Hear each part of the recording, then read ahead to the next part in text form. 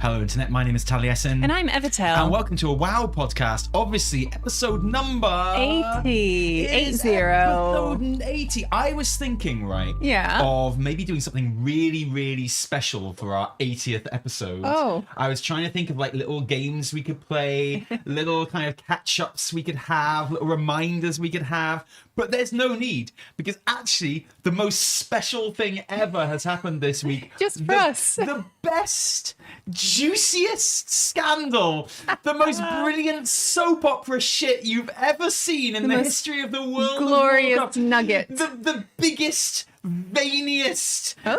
purplest, bulgingest absolute scandal. And that's what we're going to be talking about today. It reminds me very much, in fact, of literally my first chat up lines to you that day when I chased you on the steps of the museum. I do recall. And cornered you, and I was like, oh, hi, my name's Tally. Hey, if you want to run a 23, I can death touch and insta-kill mobs for you because you're a hot e-girl.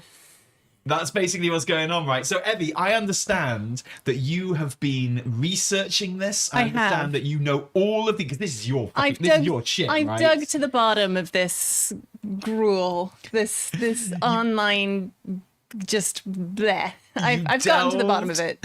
I delved deep. I've got the details. Oh no, old Mandy says, anyone else worried that the game may be ending soon or that they're doing a reset?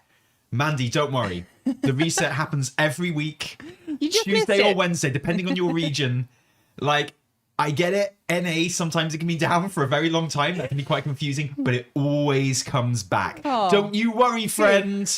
It always comes back. So that's just some of the fun that we've got to look forward to in this just episode. a bit. But There's not even more. Not all of the fun by any means. But first of all, welcome to everyone watching everybody. the podcast. Hi. Welcome to everyone who's here on YouTube watching the live recording. Welcome to everyone here who's here on Twitch watching the live recording. Yeah. Twitch, we see you. We see your chat. Hi, folks. We see your subs. We see your donos. And we appreciate you, even if we don't call you out while we're doing the podcast.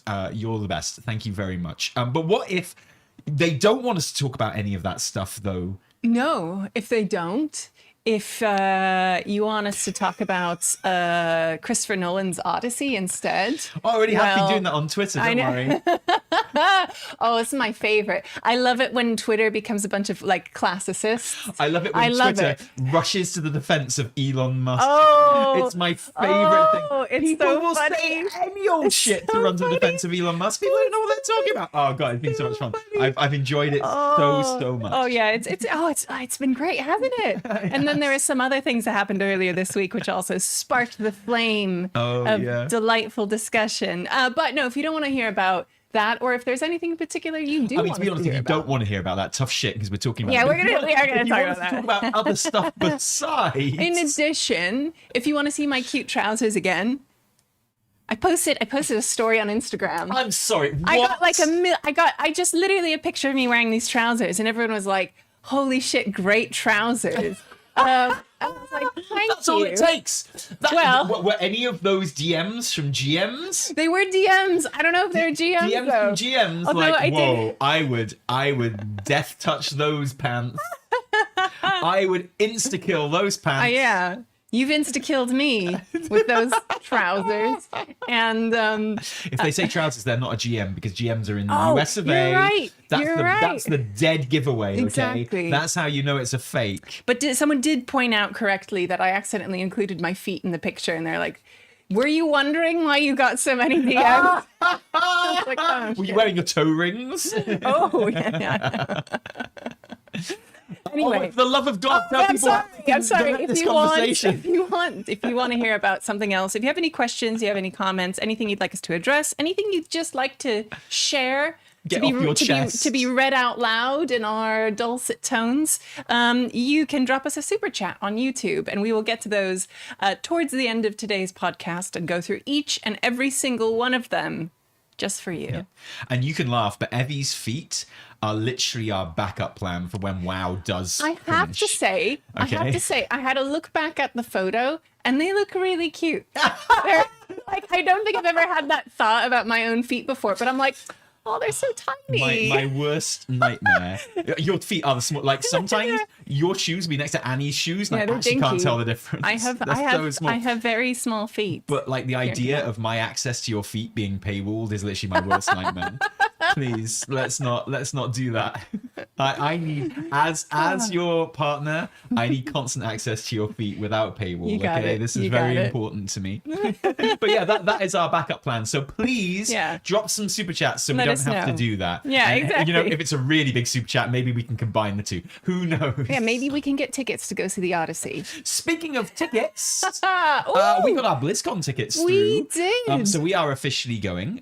So that's nice. We knew we were officially going. Blizzard told us that they're going to take us and everything like that. Yes. So, but the good thing about getting our tickets through means that we got all the freebies that came with the BlizzCon tickets. We got so many goodies. Should we start by going through those? Because, do you want to look at them? Yeah, very, very unexpectedly. Well, we always get something of a bundle, right? With BlizzCon stuff. Yeah, you just so keep now the BlizzCon bundles dropped last night and has gotten everyone a titter.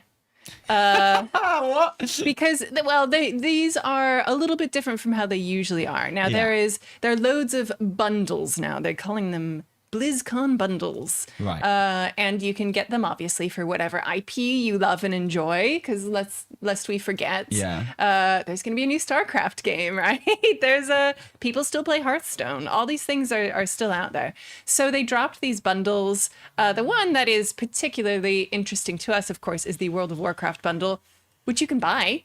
Now, cool. So you can buy it separately. So it is on the shop if you aren't going to BlizzCon and you do want to get your hands on this bundle. So this is not a BlizzCon exclusive in that sense. Right, but you get it free with your BlizzCon ticket. Exactly. You get all of them. You get like the whole range of IPs. But the World of Warcraft bundle consists of I feel like they could have named this a little better. The Rabbitath. Are you kidding? I love that. Really? I think that's a great name. Rabbitath? What would you have called it?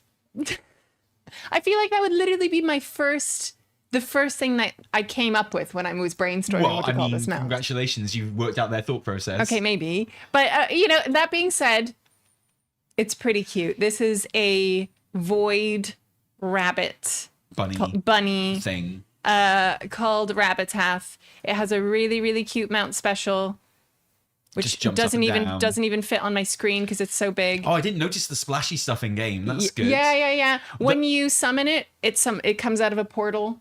Comes out of a void portal. Oh. The Har Bunny. Thank you. Oh, the Har Bunny. You're right. The Harbunger, the Har Bunny. That's so much better. Tell me more about the Harbunger. The Har Bunny of the Void would have been, actually, do you know what? Congratulations. Right? Thank you. Yeah, congratulations. Thank you. You got it. So this mount is super cute actually, and it flies. I'm not surprised that delightful. Matt Feyredon came up with such a good name. Yeah, exactly. Fabulous. It flies. It's really cute. Its nose is like always twitching. I do like that. For some reason, I think it may have been like a bug, but my character got into a bit of a loop where like she's sitting on there and like literally vibrating the whole time. That's no bug. No, it's just me in real life. But it's good. It's really cute. So that's one of there we go. That's one of the things that comes with the Warcraft bundle. You also get the Garb of the Dawnfire Phoenix transmog set, which is shoulders and a helm. I like this. It's very Dame Alain. It's got a phoenix on the shoulders as well. Yeah. So the theme here is void and light, right?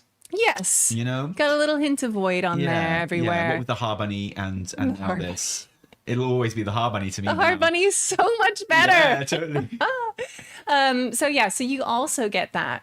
So you can get that for the low price of $29.99. Wow. Oh, no, you get some decor as well. You do get some decor. And the decor's really cool. So the decor is really good. We will put the little animation up here because it's quite nice. It goes through phases of being reborn as, like, it dies. Look, there it goes. Oh, and a little feather drifts down to the bottom. My poor Phoenix is dead. And then look at the baby. It's reborn. Look at the baby. Now it's a little chick. It's so cute. And I love he goes on backwards. And he's like, oh, okay. And then he looks around. And then, Hey, perfect. And it's chunky. We were looking at this on your plot this morning, weren't we? It's very big. It's you can make it very large. bit of decor. Yeah. And of course, a little pet, a little Murloc Xalatath. Yes. Which is really cool too. Well, he comes separately. Oh, what? He comes separately. He doesn't come as part of the bundle. If you buy your BlizzCon ticket, if you have a BlizzCon ticket, It's literally Xalatath. What are you talking about? I'm going to go with they. It's a Murloc. Murlocs are pretty genderless. Okay, yeah, okay. This is also a very cute little creature. Look at it. Look at it. So that doesn't come with the bundle? No, so this one comes if you have a BlizzCon ticket, congratulations. You also get this. So this one is BlizzCon exclusive. No, it's an extra pet that is part of the Ultimate Collection. Oh. And the Ultimate Collection is the one. It's $50. What? But it includes all of the games. So you get Overwatch, Hearthstone, Diablo, etc. Wait. You don't get all of the games. You get stuff. Sorry, you get all of the right? stuff for all the games. Sorry, you get all of the You've got to be games. very clear when you're communicating this stuff. You're Ellie. right. You get all. Because I'm wearing my video games top today, which is actually a slutty little crop top, but no one can see it. Okay, sorry. So all the stuff you want to hear all the stuff? No, you don't. Wait, I've got all the stuff. Yeah, you get all of it. With BlizzCon ticket, you get all of the bundles. All the games. Allow me to reiterate. If you buy a BlizzCon ticket, you get the Ultimate Bundle, which includes all of the items. And there are some exclusive items that come as part of the Ultimate Bundle, which includes the Merc Atath. Come on! You can't just add a Tath to everything. I'm so sorry. You can't. Merkinger of the Void. Yeah, just... I'm going to think on that one. Mm-hmm. But that's what you get if you get this Ultimate Bundle, which includes items for all of the games. Right. Oh, okay, fine, whatever. But I think that's the only way you can get it. So okay. you've got to drop $50. Right. Yeah. Presumably you can buy it for each game individually as well, like you can with WoW. Yeah, exactly. I'm assuming. Well, hey, you know what? That's nice, isn't it? That's nice. Yeah. Good to get it free with my free BlizzCon ticket. Yes. I can't complain about that. Yes. Thank Blizz. you. Yeah, we're very, very lucky to have BlizzCon tickets the come stuff through. looks good in game, right? So it looks really, really good. It looks really good. And I've been flying around with my bunny, but what are we calling it? Har bunny. I can't separate you and that rabbit. Like. I was like, it's time for the show. Sorry. Get off that vibrating rabbit and let's start the show. So that is, that's the thing. If you want to watch BlizzCon, but you don't have a ticket, the live stream is free. You don't have to pay for it. You can just watch the whole thing. Because didn't you have to pay for it to watch it before? Sometimes you've had to pay for it, sometimes you don't. I think they've come to sense on that Usually the opening ceremony is free.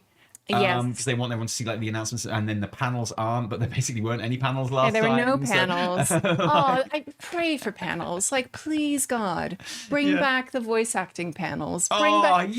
Just bring back like the art panels, voice acting. Bring back some dudes just talking about the game. Yes, bring back the festival feeling. Like, bring back multiple stages, multiple people talking at once. I might have to miss some Overwatch news. Boo-hoo. Do you know, like... You absolute bitch. What? I like Overwatch. Dude, Blizz, we are available. If you want to put us on stage with like 5 devs or whatever. Exactly. And, we'll just let them talk, okay? Talking shit. Like, that made it feel so good. I will never stop haranguing the BlizzCon team for the last couple of BlizzCons, which felt so corpo. They felt so corporate. And because everything was streamlined onto one stage. Well, it was the whole just setup of it, wasn't it? Yeah, the whole setup. It just felt very Microsoft. And I didn't, it didn't give me those OG BlizzCon feelings, which I longed for. But luckily, all of the people absolutely did. And exactly, we had a great time. exactly. So that was the people really there. Good. But the actual thing itself. But like kind of structurally, that was my feedback. I submitted a very lengthy feedback form. I was like, bring back multiple panels, bring back seating. We love seats. Oh, there's definitely gonna be more seats this time. Got somewhere to put your booties. They've learned that lesson, right? Please, ain't no way. Please. Yeah. I can't sit on this bunny all day. Like, I can only go so far. But yeah, so that's the news regarding the BlizzCon bundles. And they have these shiny little trailers that they released for it too. Fantastic. Because I didn't even marketing team is on it. I'm so glad you told us we got these because I saw them like being discussed on Twitter today. Yeah. And I was like, oh shit, I'm gonna have to I can't wait for our ticket to come through. I'm gonna have to buy these, aren't I? I want these, and if you hadn't pointed out that I already had them and sent me the codes to my email, then thank you. I appreciate that. Thank you, Blizz, for giving me free stuff. Wow. I promise to say nice things about your game after this episode, because Evie, how has your week in WoW been? Oh well, it's I did not run my time walking dungeons last week, so I did not get my Virenhof mount. Oh, did you have to do it last week? No. I mean, I've done 2 weeks already. Week, I've done so I've done 2 weeks already. Okay. I need to do 2 more. So I technically could have gotten it like today. I could have gotten it this week. Boo. I didn't. I missed out. I'm sorry. I was busy. My week was very busy. Last week was the last week of school for the kids. They're doing tennis camp. They're like running around. It's been full summer mode. It's when you say they're going to tennis camp, that makes it sound like we've sent them off to boarding school, to tennis camp. They go 4 hours at the tennis center. Three hours. Oh my god, they're done already. I know. Jesus Christ. Oh god, they are. They basically just play dodgeball and run around. No, this makes it no. It's like literally they just play on a tennis court for 3 hours. But they are beautiful tennis courts. Oh, they're fabulous. Their buddies are there. Yeah, it's really, really cool. So what I'm saying is my WoW time was like pretty unstacked, whatever the opposite of stacked is. It was pretty minimal. And also we put out a video yesterday about Final Fantasy. So I've just been working on that, really, which was a joy. It was a joy to do that one, actually. I loved that because we got to sit down and talk a little bit about it because we went to FanFest back in April. And there's another one coming up in Berlin this weekend. And so we kind of just did a roundup of things we heard back in April, but things that we're also looking forward to being kind of elaborated on in Berlin. And I was putting this video together and it's us talking, right? We're having a good chit chat about Final Fantasy. But then as part of it, I'm editing and I'm going through like all of our old footage of like our streams, our Final Fantasy streams and videos where we talk about Final Fantasy. And I'm dragging up like the Gridania background music to put in the background of this video. And I'm just like, oh, it was so nice. It felt really, really good. Yeah. Anyway, if that is your flavor. I was like, you put it together. You put together that whole video. And I was like, this is really good. This is a really good video. You realize no one's going to watch it, right? Yeah, and that's fine too. That's absolutely fine.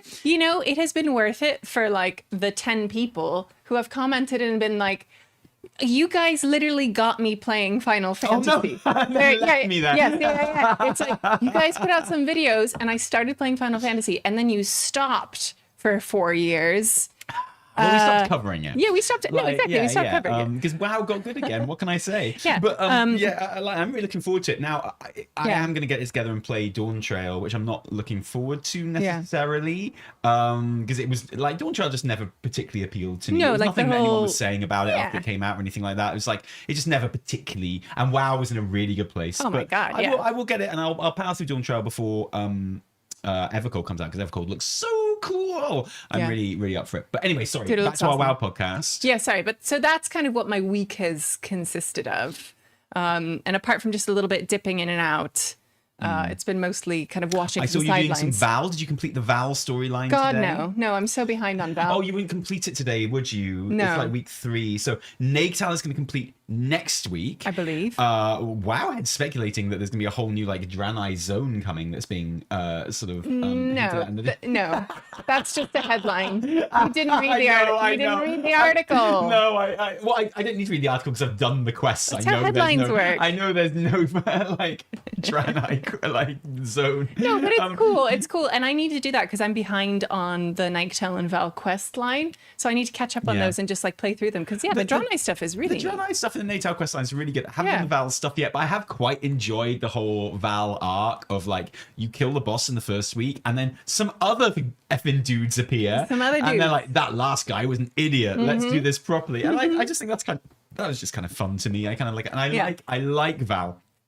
I like how snowy it is. I like how when I go into a snowstorm, it's a weather effect. Yeah. So my transmog changes to my snow gear. I really like that. I like how sometimes your visibility is completely impaired in that. I know some people hate that, but I think it's really it makes me laugh. Yeah, I really I think it's quite fun. It's like it's a cool little thing. It's just a cheeky little guy. Yeah. And I like that. I think that's awesome. So yeah. Hooray. Wahoo. Yay. I like that. But Yippee. I've mostly been well, you know, my aim was to complete the tier set on Penny. Oh, yes. Right, because I got my tier set on Mivami, my main, and then just for laugh, I got it on my Paladin as well, and got him up for like, and was doing +10s on him. I was like doing Mythic Plus. I wanted to tank Mythic Plus, so I was doing that, and that led to me wanting to complete the tier set on him at Myth. So I got all of the tier sets,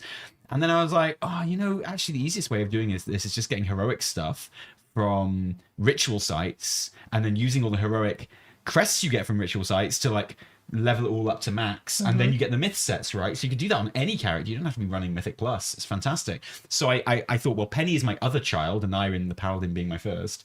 So I wanted to get tier sets on her, and I did that, and it was really easy. Oh, nice. And then I can't remember why I did it now, but I just did it on my Warlock as well. Oh, yeah, I saw you playing your Warlock. Yeah, just for fun. So I got all the tier sets on the Warlock this season as well. I think arguably your coolest looking character. It looks like Kill Jaden, which is someone we were talking about last week. So good. So awesome. My Eridar, yeah. Yeah, with his little top off, well, he looks amazing. His transmog is so perfect. You can never change it. Exactly. Getting transmog to him is completely useless. Like, literally not worth it at all. But, you know, and that's extra galling because Warlock transmogs are always so good. It's true. Every tier. It's but true. That's, and to the extent where, assuming everything works pretty much the same next season in 12.1, eventually, I would like to get all my characters into a position for when it all kind of opens out in like, you know, 12.17 to get all of the tier sets. Yeah, nice. I think that would be a good kind of seasonal That's a nice aim. goal. Yeah, I like that. And my other goal that I've been working on,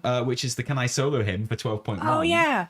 Have you been testing that out? I've been testing it out. I've been practicing. Progress? I've been practicing like mad on the PTR. Love and this. okay, so you know, I decided it's gonna be easier to do it on Prop Paladin. Yeah. Out of everything I've got. Yeah. So for various reasons. Sure. Like survivability. Blah, yeah, blah. exactly. Yeah. Now he's only like 2.8 something at the moment, and it scales on the PTR your gear up to 309. So like I won't necessarily have that level gear when I'm doing it, but I can do it. Okay. I have beaten him 3 times. Have you? Yeah, on the PTR. So doesn't he have like a Simon Says mechanic? Yeah, it's very hard.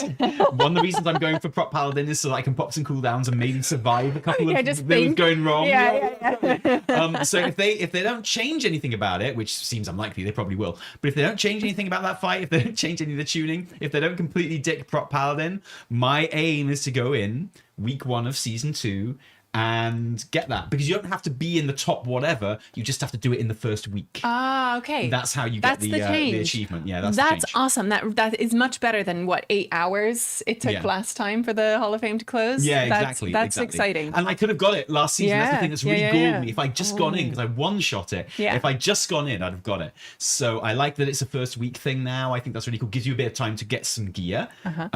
Like you could jump into some Mythic Plus or like some raids even, like and get some gear and come back to it. So that's really cool. But so I'm prepared. I'm ready. Nice. I'm gonna keep my thing is I'm gonna kill it 3 times a week on the PTR just to keep in practice. It's good. It took me like took me a couple of hours of practice to be able to get it down. I bet. But now I can do it like every 3rd time. Oh my god! Like that. So, just pray they don't. Please change don't it out. Please don't. I just want that achievement. It's gonna make me feel like a really good player if I get that. Oh, I love that for you. Yeah, I love that for me. I'm so glad you're getting this ready for the 12.1 launch, which has not yet been confirmed. And you know, it will be easier when I get my like plater things on there as well, the health bars and stuff. But if all else fails, my plan is to have. I'm booking you, okay? Just so you know, my plan is to have you literally sitting next to me. Yeah. And like keeping track of the Simon Says and then shouting it out to me. Okay, so I don't have to remember. Only if I can make a funny Instagram reel out of it. Yeah, sure. Okay. Yeah, good. Please get your feet in there. It's a deal. It's a deal. Perfect. Oh, that's cool. I love that. I love that. Yeah, I think that's a great approach. Working towards your goal on the PTR. Yeah, and grinding that made me feel away. really good. That made me feel great. I was very excited. Oh, that's good. That's okay, good. what about the news this week? Well, you will have some things to help you out when you're doing that. Yeah. When it goes live, new combat potions and consumables. Oh, wait, okay. Oh, is this good? Because do you know what, right? I was going through the combat potions and consumables on the PTR, and I was like, are there new ones? I don't understand. Yeah, yes. But now they've finally been added. I haven't seen this. They have finally been added. So you've got some new ones. There's a better health potion, the concentrated Silver Moon health potion, and then some new combat potions. So liquid luster. Yeah. Gives you lustrous gleam. Versatility. And then the other one is like, accept the void, deal some damage, but slows you by 15%. So probably not good to use that because one. Can I solo him for a prop pally at least? It's all about the burst, man. Yeah. I need that burst when the ad comes up. Yeah. Got to get that shit down. Yeah. Because if I don't kill him in the Simon Says phase, they both start casting insta-kill, like things I can't interrupt. Even as a prop pally, I can't interrupt both of them. Yeah, exactly. So that's it's all about that. That's the big challenge for the prop pally is getting the ad down. Nice. To the extent where I've literally sat there just not DPSing the boss for like a minute at a time while I've been waiting for my cooldowns to come back up because I know that next time I hit him, the ad is coming up, Just running around. Not the most dynamic thing, but like, but I like it. You get points for creativity. That's good. That's good. So those have been data mined. So you've got a few more of those coming, which is cool. Also, news regarding 12.1. This is going to break your heart, Tally. Decor Duels will no longer be available in 12.1. This does break my heart a little bit. They are shutting down Decor Duels, which means I've got like 2 weeks to do them. Now, you tell me, Evie, did we know this was happening or not? I don't think we did. I think we had an inkling, but it has been confirmed that Decor Duels are only... Well, because I'm seeing like mixed reports on this, okay? Because I'm seeing lots of people saying like, oh, we had no idea that this was going to disappear. And then we've seen other people say, well, they didn't say, but it is on like the events tab, right? Which suggests it will disappear. So I don't know where I stand on this. My thinking definitely was that it would be around forever. Like me too. Like the other kind of events. That like Abyss Anglers. Abyss Anglers isn't going away. Well, it's definitely not going away because I haven't like the quest marker's never going away. That's for sure. No, it's literally not. So like but like nightmare, like horrific visions revisited and stuff like that. That's still there right now. You go to Dornigal, you can do horrific visions, right? It's still there. Yeah. I know that's a solo thing. You don't need a group for it. And I wonder if Blizz had originally planned to keep it constant like that, but obviously, predictably, like. It's a group thing and participation has fallen off a cliff as the people that have done it have got everything that they needed. Yeah. And they need to, I think it's probably for the best that they don't make it a permanent thing. Like announcing that it's coming to an end. Have they doubled the currency rate? Yes. Okay. So some changes have come, not just currency related. Loads of stuff has been changed. Here we go. Heed the final call to join Decor Duels. We've made some changes. Hiders will no longer be automatically revealed when 30 seconds remain in the match. Flies have been removed. Okay. Yeah. Cool. So flies go away. So now you can actually just hide. Forever? Yeah. Oh my God, that's going to make the games last longer. No one wants that. The energy increase rate for Seekers has been reduced by 20, and players will earn double the rate of illusionary coins. Now, once Decor Duels is shut down, you will still be able to get the decor. Okay, how? From the vendors in Silver Moon City. But not for Decor Duel currency. Presumably, they will put it on for Void Light Mile. So, like, absolutely gutted for you if you've been playing Decor Duel, spending all your currency on the decor, and not on like the weapon appearances and stuff like that. And now it's like, you could have just not bothered with any of that and used other currency for the decor, right? So this is unclear what currency you will be able to purchase it for, but presumably, it'll be for Marl. Yeah, it'll be for Marl. Of course, it will. Be for Marl. Yeah. So if you missed Decor Duel. Maybe coupons as well. Maybe Marl and coupons, but probably just Marl. Okay, yeah, presumably Marl. Mr. GM confirmed Void Light Marl will be used. Yeah. Oh, sweet. Brilliant. Nice one. Brilliant. So yeah, that's Right. goodbye. So, I mean, that's the thing. Do you know what? However, sorry, one more thing. Yes. We don't know about the cosmetics. There's like a mount and some toys. That you get from doing Decor Duels? Yeah, so the decor you will be able to buy once it's done, but presumably you won't be able to get the cosmetics. Well, you won't be able to get the currency for it. No, exactly. Yeah, that's what I mean. Yeah. So that's why you've got to get in there now and get the currency. And if you spell that currency on Decor, you're an idiot. Correct. Retroactively. You idiot. You absolute cretin. You moron. Retroactively. Why didn't you spend it all on the weapon appearances and toys and mount? You absolute numbskull. You low IQ pea brain. Good.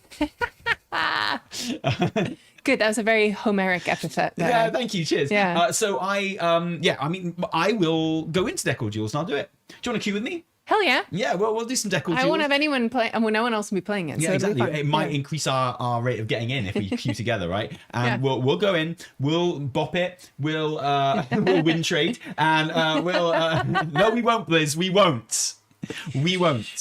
We would never Somewhere cheat. there's a GM running a Mythic Plus with a hot e-girl who heard that and is like, wait a minute, I gotta just pause the run just for a second. I gotta go ban some streamers. No, not you, of course not you. I'll be back. Because those glaives and shit, that is There's some legit. good stuff there. Yeah, like the Silver Moon weapons.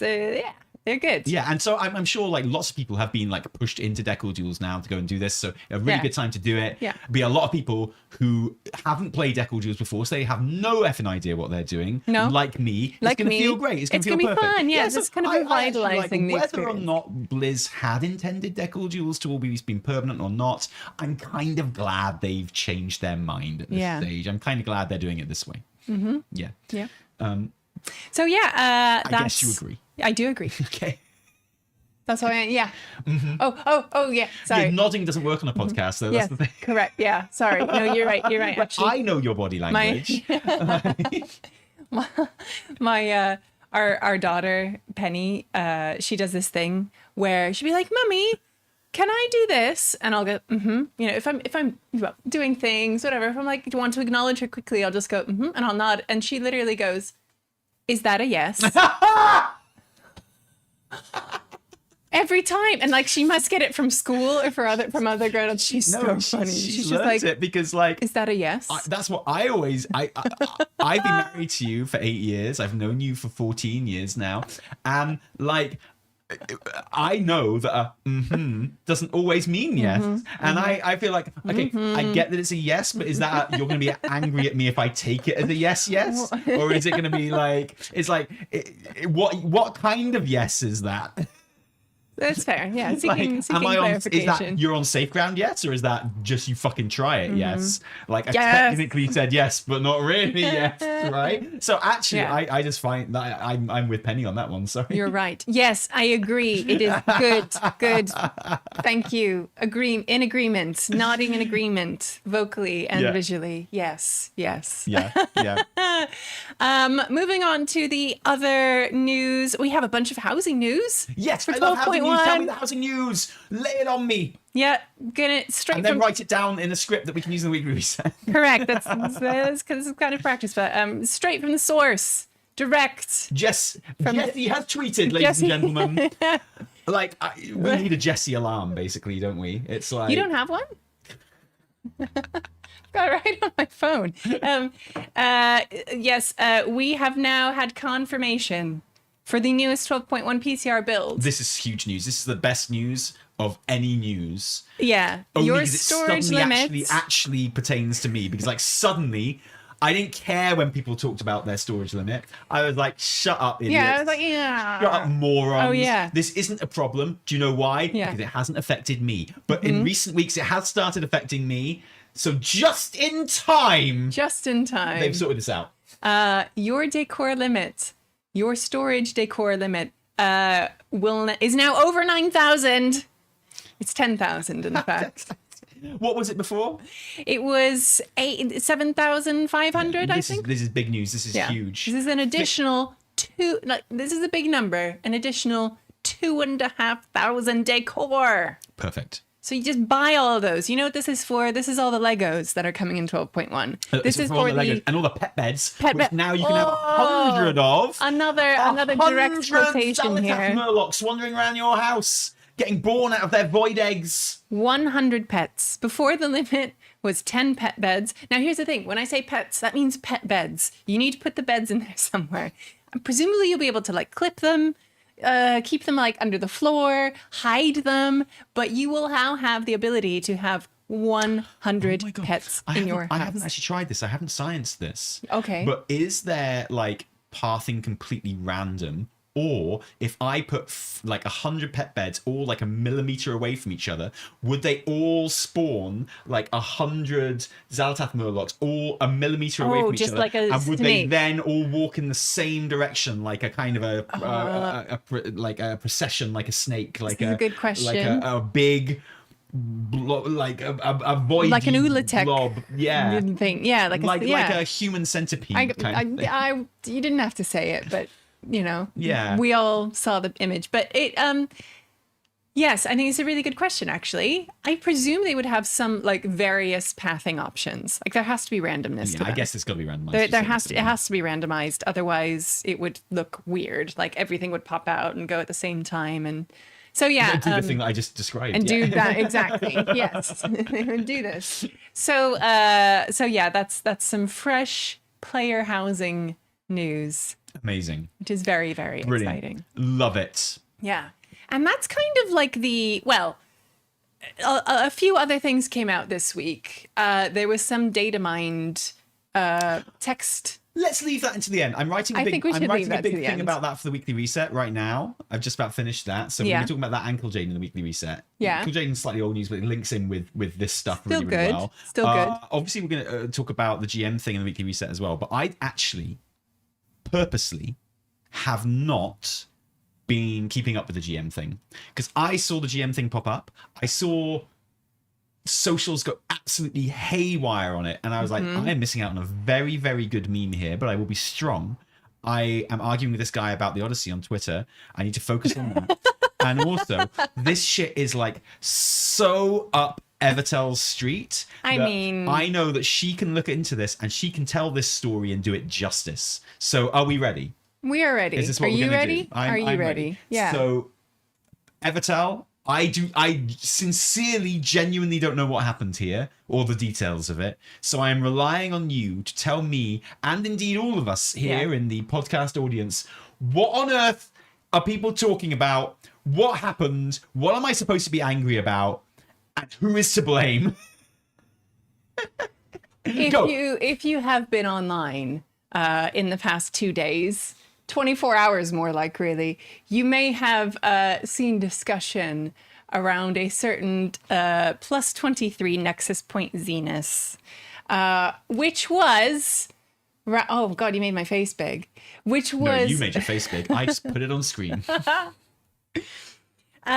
Which was completed, apparently, now very officially confirmed, according to the logs, with the help of a GM who unleashed a couple of like GM only abilities, including Death Touch and something like Touch of Death Test to absolutely obliterate Lithraxian when in theory they had no chance. Now, this is a bad thing. I'm sorry, can we just clarify this, right? Just to be clear, the GM was running. Were they in the dungeon? No. Let me get this. Let me get this all out for you, because the information has been coming out in bits and pieces, right? You know, kind of like a bit like the Odyssey. Do you have a timeline of it? Yeah, of the information coming out. Basically, well, one of the first things you may have seen online. I mean, doing Death Touch and Touch of Death overkill, if you ask me. Yeah, just pick one. That's just showing off at that stage, isn't it? Sorry. You're telling the story. Carry on. If you saw this story popping, you may have seen it in the context of GM, absolutely, not destroys. That's the wrong word. Basically wins a key in order to win hot streamer's heart. So, right, who was the streamer in question? Because I've seen people referring to this. What hot streamer are we talking about? Just in case we follow them. It may surprise you. Or don't follow them. But this is just a big whiff of internet misogyny. What do you mean? But surely this is just someone simping for an ego. It may shock you, but this story is a bit more complex than that. Okay. Now, the composition of the party in question, there was a girl who was a streamer. I knew it! There was a guy who was a streamer. What? And a few other people, and bless him, a bear tank who was a pug, who everyone thinks may be the person who actually leaked this. Okay. Because basically the logs came out, people started seeing that logs were on Radar.io, right? Logs are on Radar.io. People noticed that something was very fishy here. And someone posted this anonymous, with basically a fresh handle on Reddit and was like, hey, something's not quite right here. Then there was an interview with the Demon Hunter, who is a part of this party, who went on to Yummy TV's stream. Right. Which I listened to a little bit, and then I had to literally read a transcript because my brain started leaking out of my ears. Why? Because here we go. The person who was being interviewed on Yummy's stream said this. When streamer Yummy TV asked them to explain, Yumi, by the way, but Yumi. Yeah. When streamer Yummy TV asked them to explain, they said that they were just short of finishing the dungeon in time to get a seasonal title when they called for help from their GM friend. Apparently, they were all in a Discord chat together. Right. This group, and then random tank who's a pug. And then, quote, I go to my GM friend and I'm like, bro, can you please do me a solid? This thing has 20 million health, bro. Can you please just one-shot it? Objectively a funny thing to ask your GM friend, right? A funny thing to ask your GM friend. Also a funny thing to go... Too. I would never expect them to do it, though. It's like when we see Tara and Gregory, we go out for dinner, I'm like, Taran. Tell me what's happening. Tell me all the secrets, Taran. I never say this. But if I did, he would know I was joking, and he wouldn't tell me, right? But if I was like, if he was like, Tally, can you just pass me the salt over there? I'd be like, yeah, if you tell me, what Zaltat's endgame is, mate. Yeah. If you tell me what the final cinematic is, mate. And he'd be like, shut up, silly boy. He'd be like, he'd laugh and he'd be like, and rightfully so, because I don't really want to know. And I don't think the Demon Hunter really wanted the GM to kill the boss at that stage, right? Or maybe not. I don't know. Who knows? And then they go on to say, I didn't expect him to do it. In hindsight, he shouldn't have done it. He was just doing me a solid. I mean, he's doing it for memes, right? But yeah. But here's the thing. So the Demon Hunter has also confirmed that this happened. The Demon Hunter has basically gone onto stream and has confirmed that this happened. So naturally, this has been flagged. This has gone up the chain. Randy. No. Yeah, Randy. It's gone to Randy. It's gone to Randy. That's Randy. the top of the chain. Exactly. Oh my God. So Kyvex has stepped in and said that Blizzard is now looking into it, thanking everyone who flagged it. We are reviewing and will take action as appropriate. Right. Yeah. So just out of interest here. Yeah. Everyone's talking about it being for a hot girl streamer. Was there a hot girl streamer involved? There's a hot girl streamer involved, but she wasn't streaming. She wasn't streaming. She was just in the group. She was just in the group. According to some people, well, here's the question. You have to be basically in a live chat with the GM in question. Yeah. In order to be like, hey, can you help me out with this boss? And then have it done within a reasonable amount of time. A very short space of time, right? Exactly. So the GM, and then GM has to be in the dungeon. In the tools, physically in the tools, okay. and also in the key, there, okay. inside. So maybe they were spectating, maybe they were watching. That's not a commonly done thing. Well, and I don't think it's supposed to be a done thing. Or is it? Because here's the thing, right? I think what's your take on it, first of all? I mean, if you're a GM, your job is to not do this. Then why give him the tools, Evie? people are, people are speculating on like why they did it, but like at the core of this issue is like, if you're a GM, you're gonna erode so much trust, not just in yourself, because you will no longer have a job. Like, unfortunately, this person will probably no longer be employed because like this really throws into question the wider Mythic Plus scene. Like, are GMs just hanging out in keys? Like, are they just there? Can a finger just slip and like insta-death, you know? And that's the problem, right? And also, in the wake of all of these layoffs, in the wake of, like, this was basically it's a QA. This is like a QA person with GM privileges. Yeah. In the wake of all of these layoffs, in the wake of like a total lack of QA, this honestly, really sucks optically for Blizz. The biggest revelation of all of this is that there are GMs who aren't AI. Like real life GMs. Holy shit. Yeah. Oh well, yeah. On the plus side, there are GMs out there. Yeah. They're real. So I mean, okay. So like the way I've seen this framed was that a GM did this for a hot girl streamer. Honestly, it sounds like he did it for a hot boy streamer. Or he did it for his buddy, yeah. Hot boy, who happens to be a hot boy streamer, right? He did in the solid. Okay, so here's the thing, right? Yeah. Here's how I see it.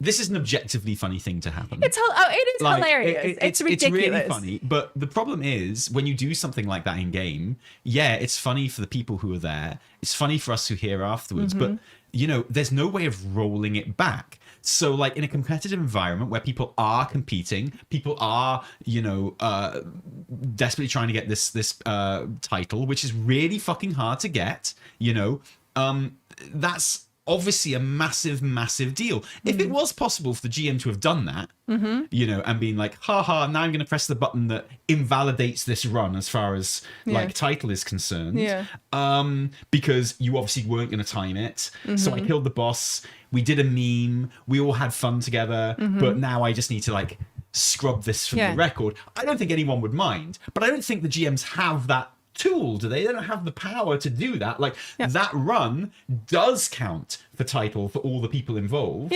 So like, you know, well, it's up on Raider.io, and Raider.io, they're like, we have invalidated this run, obviously. Well, I mean, but that doesn't really mean anything for title because that's all internal in Blizz, right? But so like, there is this thing of, you know, if Blizz can come out, because I know that they are doing an investigation on this now. If Blizz can come out and be like, oh, the GM press the button which invalidated the run as far as our like data and records are concerned, then okay, GG, no problem. But I just don't think that is what's happened. I think like it was a joke. They were laughing together. I don't think he was trying to boost them or anything like that. I think he was just like showing off a bit and having a joke with his hot boy streamer. And like, but the problem is that does count towards title for all the people in that group. And it makes you wonder, this was found completely by accident. When someone, like either it was leaked by the pug in the group or it was told to someone who leaked it. Like, I mean, how many of these things happen? How often does it happen? And my understanding is the group in question are involved in real money transfers and boosting in the first place. Oh, I don't know about that. Is what I've heard. And like, you know, is this a thing? Oh God. I mean, there's potentially a very murky like web or like worst case scenario. And I don't think this is what's happening, but it's not impossible. Worst case scenario, there is a GM who is on the regular helping out an RMT group, a boosting group, like on their boost runs for title by killing bosses for them, and like could potentially be taking a cut of that. That's crazy. That they're taking, and like that's his little side hustle, right? Yeah. Let's just be clear. This is you speculating. There's absolutely. This is an absolutely. But it's not impossible. No, it's not. And like not you impossible. can't see something like this happen, and it's not unreasonable to consider that as a possibility. Like you have to consider what is the worst thing that could be happening here. And like, you know, that rightly has people up in arms. Lots of people are being incredibly misogynistic about it, which is a sign that people are fucking idiots and need to like get a life. True. But there is another element of this where, I mean, this could be, forget like the juicy drama of it. this could like literally be some crazy conspiracy scandal thing where you've got GMs helping out real money boost groups, you know, to get their boosts in. And like, we know that people pay for boosts to get title. I don't think it's like as common as people make out, but like, dude, we got a sponsorship offer from a boosting service. Dude. We get them all the time. It's like, hey, would you like to promote our boosting service on your videos? I'm like, it's like, I'm sorry, I'd love to, but I'm sticking sharp implements up my ass that day, and I can't do well, I know. But like, what is it with these boosting sites and stuff as well? By the way, like sidetrack here. It's wild. Why are they like the most AI slop shit you've ever seen in your entire life? Because like that's fucking Elon Musk's Odyssey Grok version is not going to be as AI slop as these fucking websites for boosting that I see. They have the worst shit you've ever seen. It's vile. It's like, and no, if you're a boosting like service, we don't want anything to do with you. You're like the worst shit in the world. Fuck off with your like against terms of service, like absolute fucking bullshit. And that means you, GM, who's in on it as well. But like, you know, like, well, the thing that kills me about this is that like clearly, you know the feeling of being with your buds in like a Discord chat. You're just with the bros. You're having a nice time. The bros and the gals. You're just doing your thing.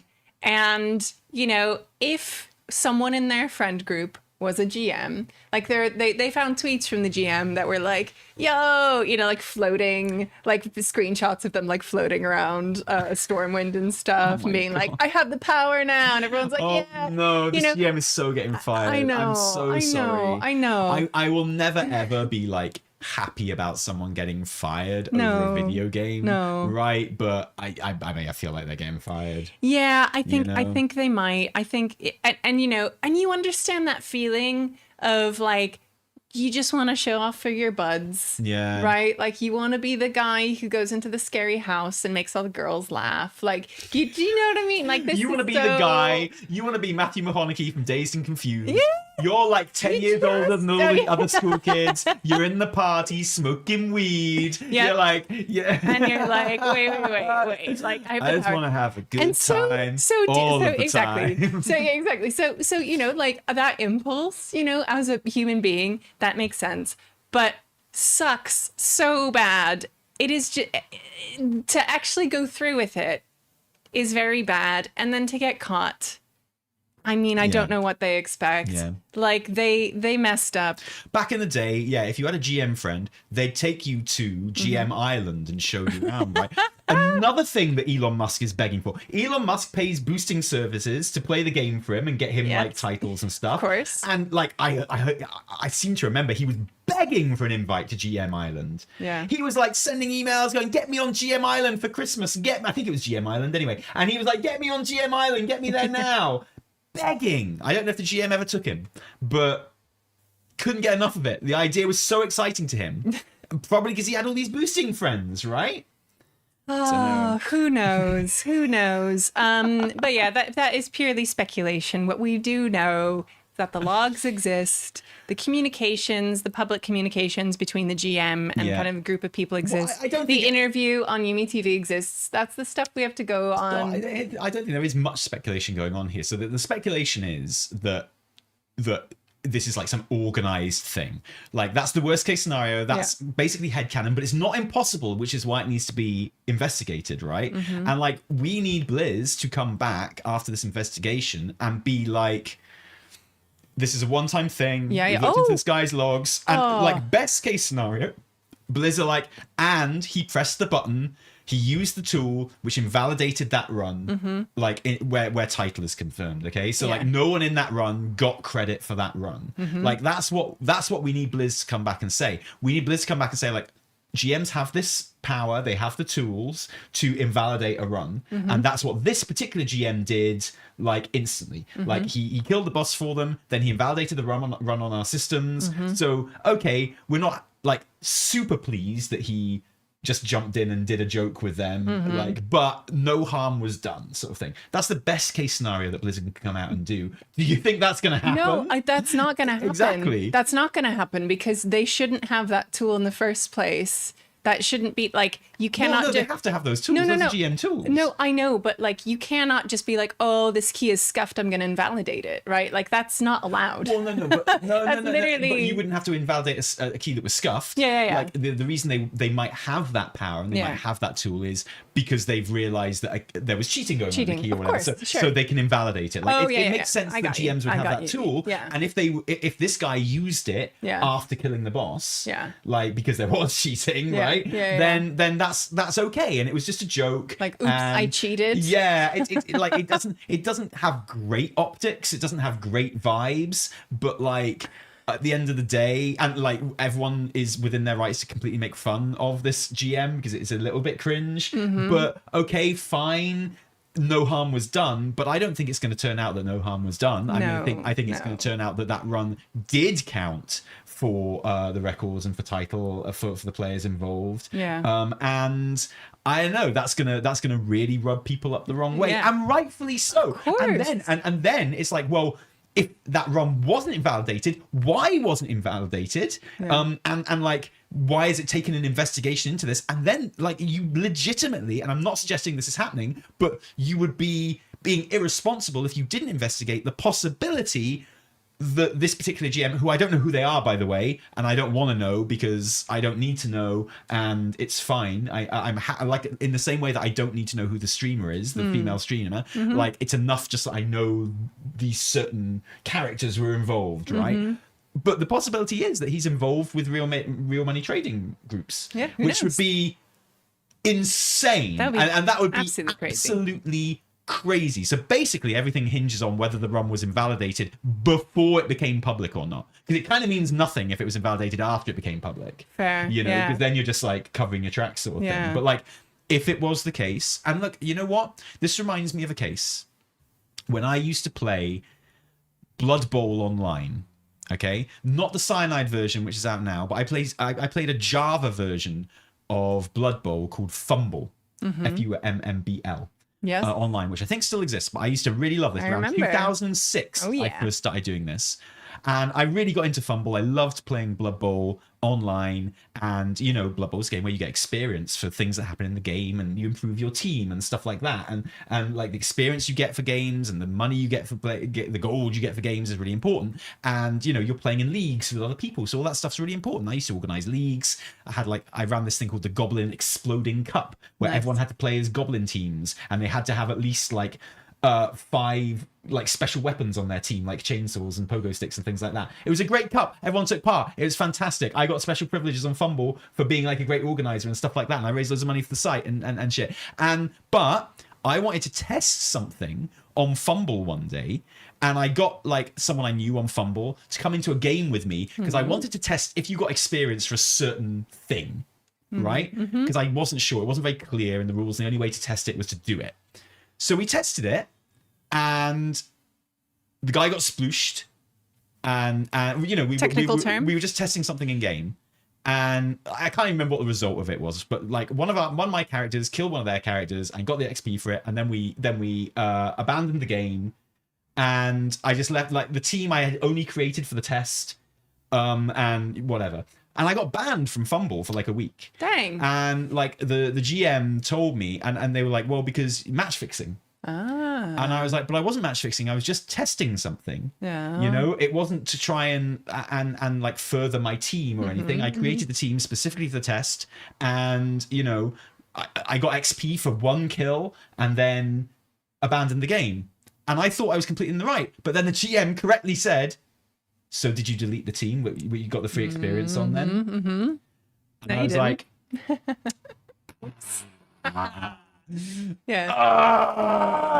I didn't. The team is still there with the free XP from that fixed match that we did to test the thing. He's like, well, that's why you're banned. And I was like, it's a fair cop. Yeah. Fair play. No, you're absolutely right. I hadn't thought of that. I absolutely, and it's possible that the GM has been that stupid. Like they joined in a joke and then just didn't think to invalidate the Mythic Plus run. But of course they have to. Yeah. Of course they have to. In the same way that I was completely wrong not to delete that team straight afterwards, so I couldn't benefit from like the test match that we did.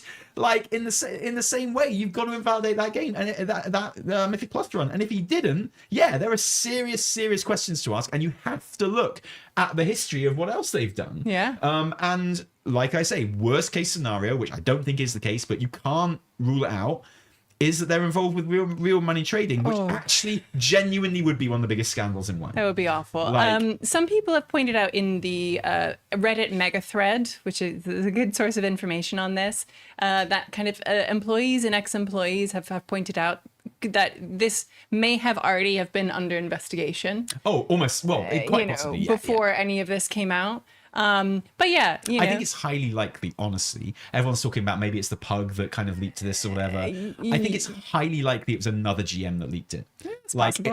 I think it's very likely that Blizz were already looking into this. There's a GM who's like just fucking done with this guy's behavior somewhere behind the scenes, started the new Twitter handle and just like leaked it, just to like really kind of put pressure on Blizz to actually do something about it. It could be. Like honestly, if I had to bet on it, and we'll never know, we'll never find out. No, we won't. I would actually bet on it being someone from Blizz that leaked it. Oh, really? Like genuinely. Wow. Yeah. Wow. Yeah. Like how the previous WoW lead was doing sales runs. Well, famously, Mike Ibarra, one of us. If you're a cunt, he's one of you. Like Mike Ibarra did used to do boosted runs. Yeah, absolutely for gold and probably real money as well. And he was so cool. He was so cool. Really was but one of us. Is it? We assume Mike Ibarra didn't get anyone to like GMs to jump into his boost runs and kind of kill bosses for him. But it is a conflict of interest, right? For sure. Mike Ibarra couldn't get any of his GM friends to come in and kill bosses because Mike Ibarra has no friends. It's not possible. Like, even at Blizz... Doesn't help with all the takes he has. We have evidence that even at Blizz, if he told people to do stuff, they just told him to fuck off. That's one of Mike Ibarra's great weaknesses as a leader. He'd be like, yo, can you do this thing? Fuck off, Mike. Everyone had that guy's number. It goes without saying. I hate Mike Ibarra. I hate that piece of shit. Exactly. It goes without saying. But if you are enjoying this bit of this dramatic story which has emerged, like, please don't be a dick to people online about it. Not even the GM in question. No. There's a reason I don't know the guy's name. There's a reason I don't know the streamers involved. Okay, it's because we don't need to know. You don't need. It's not important. Exactly. Like, don't cause anyone grief over this. You go out just and you name these people and you give anyone shit over it. You are no friend of ours. It's just not important. What you do with something like this is you revel in it and you enjoy it and you speculate gently. Enjoy it as like the timeless story that it is. Like much like the Odyssey, this is a story of wayward men coming into contact with godlike forces. I hear that Elon Musk is planning by the end of the year a Grok generated movie and of ultimately, this event, in fact. And ultimately, it's a story about a bunch of cheaters. Take that, Odysseus. One way or another. Exactly. Yeah. But no, this story doesn't get any more fun if you go out and hassle people about it, right? No, exactly. It doesn't get any more interesting. No, if you go out and hassle people about does not. In fact, if you are inflict spoiling innocent enjoyment of this story Exactly. if you bring like any level of like real life harassment or anything like that into it. Okay, so. God, my heart goes out to like seeing all the Blizz like devs and PR teams like wake up in the morning. It's why when I see like Soda Popping doing a video or something on it, my blood runs a bit cold because like I don't know, man. I feel like it's very easy to accidentally direct kind of harassment to people on a subject like that's this, what right? And like we see this kind of stuff all the time, so please don't give people shit. If you don't know the names involved, there's no reason to know the names involved. It's not going to make you enjoy the story anymore, right? So but apparently the streamer is hot, the Demon Hunter. He's a hot boy streamer, and that's why he was getting help, probably. That's why I get so much help from the GM. Also very topical. Happens in the Odyssey all the time. It's hot people luring other people. Yeah, away. totally. You know. Any final words on this one, Evie? No, that's it really. Just don't be a dick about it. Enjoy the story. Watch it on IMAX, you know. But okay. Yeah, so that. But no, people saying the GMs shouldn't have these tools available. GMs need these tools, right? These are GM tools. Yeah. You know, like the thing is, GMs have to have access to tools so they can do their job. Of course. That you know, can be abused. Of course. By people who aren't, you know, doing their job properly. That's why you need to make sure that GMs are doing their job properly. Absolutely. Right? So absolutely. Like this is it's an abuse of power rather than GMs shouldn't have this power. Like, we accept GMs need this power. Like, we all want GMs to be able to help us out of a scrape and stuff. And like, you know, it's good that there are GMs in game.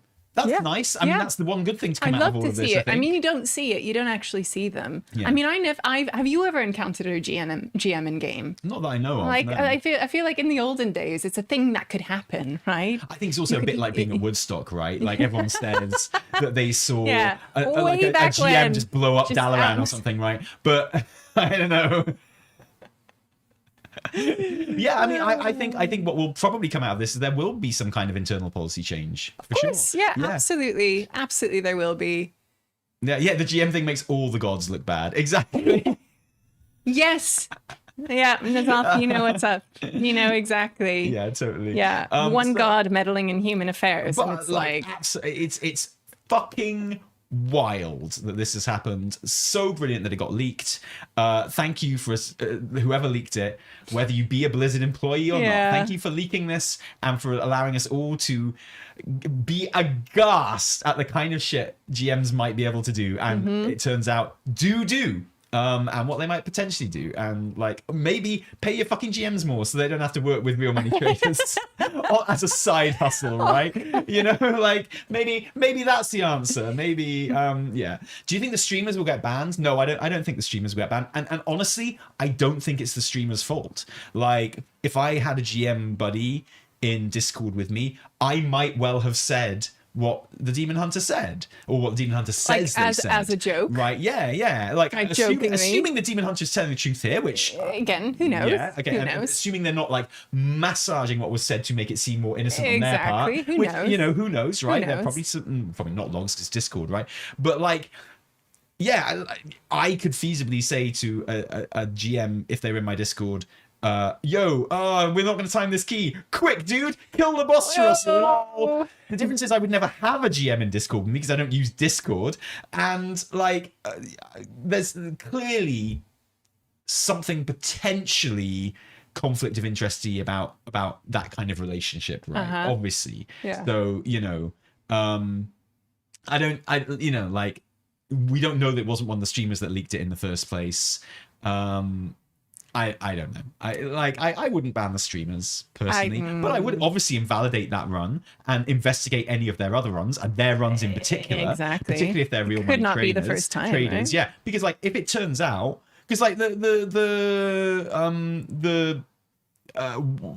tank was a pug, right? So apparently, so there's if this group does do real money trading, then there's a potential that the pug was paying gold or illegally money to be involved in this run, right? Someone in chat said, and this is all the evidence I have, so don't take it as read at all, but someone in chat did say they were the only ones that actually benefited in terms of like rating from this run as well. Interesting. So like, if they were paying for it, this is one of the reasons I don't think it was them that leaked it, but like, if they were paying gold or money for this run, then the GM helping is even more absurd and crazy. And you know, like, maybe I'm sure the records this way they can look at that group when they have pugs in the group and whether the GM was involved in those runs as well. And I mean, would anyone really be surprised? Most of the time when you catch someone doing something wrong, it's not the first time they've done it. Good. Like, in any walk of life, right? It's true. It's like, true. you catch someone plagiarizing, you catch someone cheating, you catch someone doing anything bad and wrong, it's almost certainly not the first time they've ever done it. When I got caught for shoplifting, it was not the fucking first time I'd shoplifted. Took me 40 years to get caught for shoplifting. But when I was a kid and I did like stupid little shoplifting and stuff, I know, and I did it like twice, and I got caught on the third time, and I never did it again, right? Yeah. And like, but it wasn't the first time I'd done it. But this whole thing just has like, just reeks of like, I'm out with the guys and the girls, and I'm just gonna do something kind of stupid to impress them, you know. But it has real world. Right? No. But it still has real world consequences. Yeah. Right? Unless it didn't. Unless there's a button he pressed which invalidated the run afterwards. Yeah. In which case, it's still cringe as fuck. Best case scenario, it's cringe as fuck. And like, there's no getting away from that. It's definitely cringe as fuck. Okay, but that is the best case scenario. Best case scenario is that he did it as a joke. Bit cringe, okay, fine. Bit chummy, okay, fine. Like, there's a hot boy streamer involved, okay, fine. The hot boy. But then he pressed the button that invalidated the run. No one got a score from it. I think we know that didn't happen. Although, like, it would only matter if it showed up on Blizzard's internals and like Radio.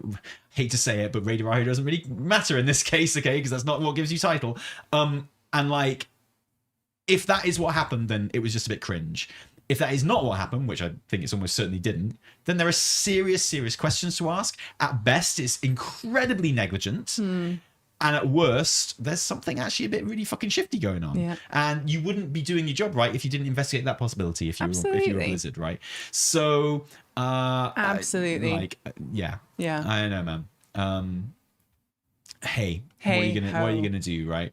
It's rough. So, but the druid's rating went up after the key on Raider.io, like, but did it go up in game? That's the thing. And you know, I think it probably did, and it probably didn't get deleted, and it didn't, like, you know, and it doesn't matter if Raider.io stripped it, because Raider.io don't decide who gets title, right? It's a good tool for keeping track of stuff, but it's your score in game and on Blizzard's databases that decide if you get title or not. You know, so like, talking about Raider.io is like a little side note in this story, and the fact that they've wiped it is an interesting like note, but it's not actually important at all. What's important is what happens in game and like what Blizzard's databases say. So it might turn out that he did just delete it from the record straight away, in which case, yeah, cringe. He probably didn't, and there are probably some serious questions to ask. Yep. And like potentially some very serious questions to ask, right? But Tally, if you had Death Touch, yeah, who would you use it on? Anyone you asked me to, babe. Oh, that's the right in any answer. Run you were in, because you're my hot girl streamer. Thank you. That's the correct. I wasn't looking for that answer, but I was, you know, I was pleased to hear it. Yeah, totally. So we'll see, right? I can't wait to hear I mean, this is not the last we're going to hear of this. No, it's not, because we will have updates from like the WoW community. Randy will give us another update at some point, I am sure. I mean, and there will be some kind of statement. Let's assume the best case scenario. Well, let's assume like the second best case scenario, that the GM like just forgot to delete it or whatever. Like, it was just a joke. There's nothing to suggest any kind of conspiracy of them regularly helping out paid money runs or anything like that, and all this wasn't even a paid run, or like and it was literally just negligence. What kind of punishment are we looking at here for the dev who I literally don't even know who they are, for the GM who I don't even know who they are? I have no idea. What would you don't have a gut feeling? Some kind of slap on the wrist. Yeah, like not job loss, but I don't know, in this economy, in this climate, I feel like anything can equate to losing your job, sadly. Yeah. Especially on a kind of like QA GM level. Yeah.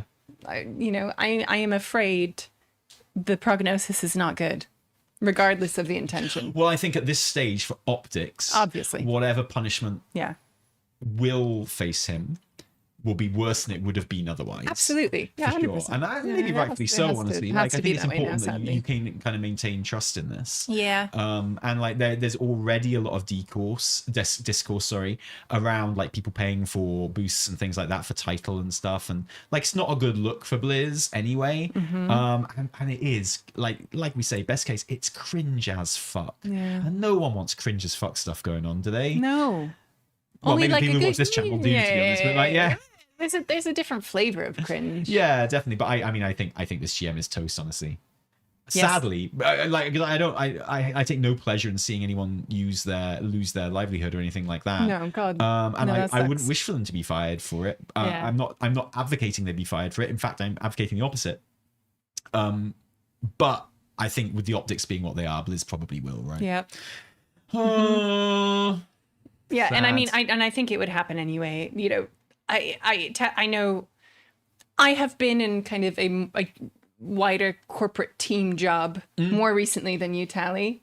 And yeah, like ever. Yeah, exactly. And I would say that even the slightest misuse of any kind of power, even for lols, in public, is the big thing. Well, no, well, whether it's public or not, like any slightest misuse of power, basically, will get you fired. Wait, I don't speak from experience. There was a case of a RuneScape GM that was running a RMT Mafia.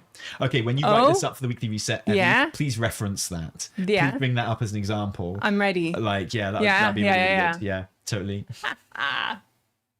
Wow. So that's that on that. Drama. Epic, sweeping Homeric drama. There has been other drama as well. Yeah. Do you want to with the data mining that we are going to talk about a lot on the weekly reset? Yes. In a scripted, more organized way, right? And this is data mining that people pointed out to me on stream at the beginning of the week, and it's real. This data mining, it can be confirmed to have come from actual WoW data on the PTR. Yes, and it pertains to a script for a in-game cutscene, the epilogue to the 2.1 campaign, 12.1 to be decided, so it could be 12.1.5, 12.1.7, whatever it is. And it doesn't, obviously the script that we have exists in isolation, but it won't exist in isolation. And do you want to do a read with me? Oh, I'd love to do a read with you. Of this script. We're going to do this. I'm going to actually animate this, by the way, for the weekly reset. Because the script, I'll show you right now. The script, for those watching on the VOD, looks like this. Yeah. Which isn't very easy to read, so I thought it'd be nice to kind of animate it and like kind of make it easy to digest. Yeah. All right. And if you don't want to hear a data mined script, then Yeah, it goes without saying that this is the end of the podcast for you. Yeah. Maybe if you're really lucky. Whoa, just for today. God. Gone. Be death touched. like the Inquisitor from Red Dwarf will delete you from history, but you never watched the podcast. Maybe if Evie's feeling kind on the VOD, she'll put a timestamp. I will put a timestamp. You can come and join us for the. I love putting timestamps. Join us for the Q&A. Q&A at the end. Okay, come over here and read this to me. Bring your mic, Evie. Let's do a performance here. Can you, in fact, I'll do the voices and you do like the stage directions, okay? Oh, really? Okay, what do you want to do? Fine, I'll do stage directions. Because that gives you the best line. Oh, thank you. If you're doing stage directions, that's what I'm thinking. So we're going to start here. Okay. Lorthamar steps out to find that Liadrin is standing by Zul'jara. But they are surrounded by city guards. Lorthamar, an Armani leader visits Silvermoon. This is unprecedented. Liadrin, an Armani leader who has not only led the assault on Ula'tek, but also directed her forces to prevent any of Ula'tek's serpent children from escaping, sparing Eversong entirely. Desperate, Liadrin takes the dagger, casts it to the ground, and destroys it. Lorthamar, Surprised. Then, we owe you a debt of gratitude. Zul'jara, that is not needed. It was the Armani who first unleashed Ula'tek. We were responsible. Are there not parts of your people's history that you regret? Or would you like me to remind you of some? Liadrin chokes a moment, eyes darting to Zul'jara like, dang girl, did you really say that?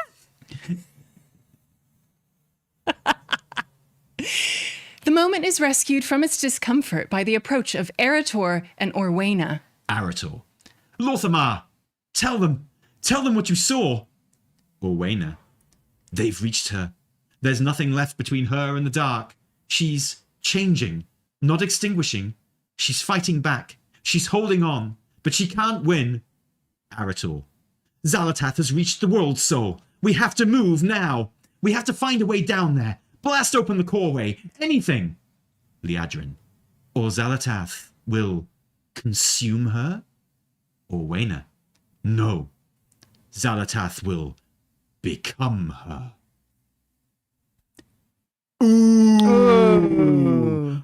Ooh. Oh. Now, chat, I would like you, if you don't like that, I would like you to tell us why in the chat. Tell me what you don't like. You don't like it. You can go back to your place. Thanks. Thank you. I appreciate you. Thank you.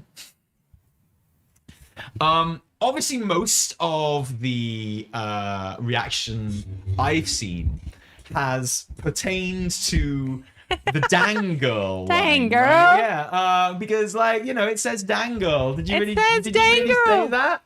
And it's got exactly the reaction that you'd expect people who don't understand fucking anything about anything to have, which is like, oh my god, I can't believe they're putting dang girl in a cinematic.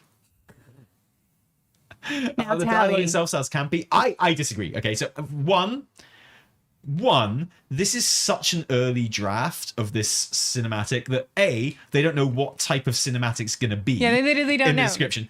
B, they don't know what patch it's going to be. It hasn't been decided yet, right? So this is like that early of a draft of this, okay? So it's almost certain that one or two of these lines are going to change. Maybe not, but it's certain it's going to, like, one or two of these things is going to change by the time it gets... But the overall, like, arc, the story being told cannot change, right? Because there are cinematics about this. No. Like, they're already building the next patch or whatever, and what have you. Damn girl has to be filler. Okay, so let me explain to you. Yeah. Tally, you may know Tally is a theater person. I was hoping that this would be made more clear by having Evertel do specifically the stage directions, but Dangle is not a line that is in this cinematic. No. Like, it's not in the script. It's a direction to the animators where they've tried to, like, express to the animators the reaction that they wish Liadrin to have. Yeah. And it's written in a funny way, right? Because they know someone that they know in the animating department is going to read it. They'll read it and they'll be like, and they'll be like,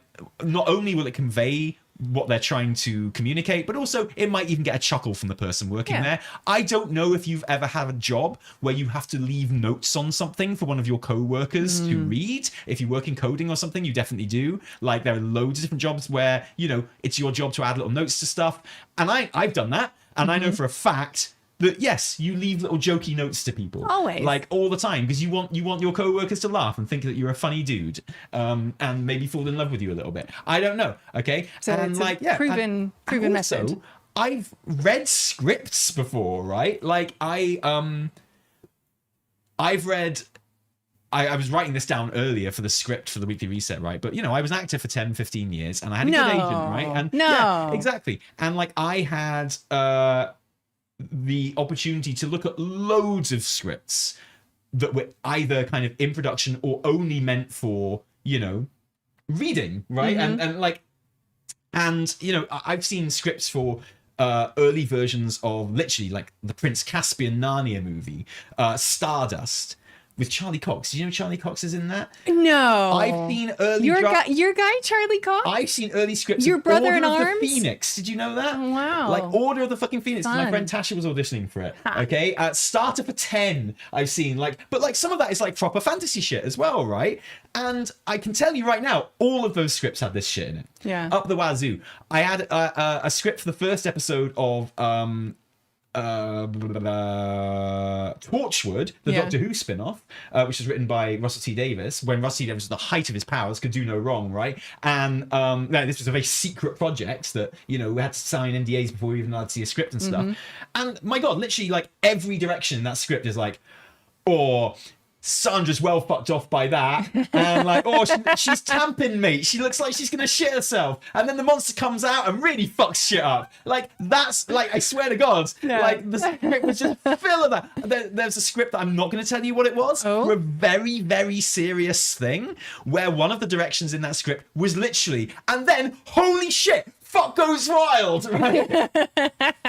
Blam, blam, blam, blam. I swear to God. And that one's always stuck with you. Right?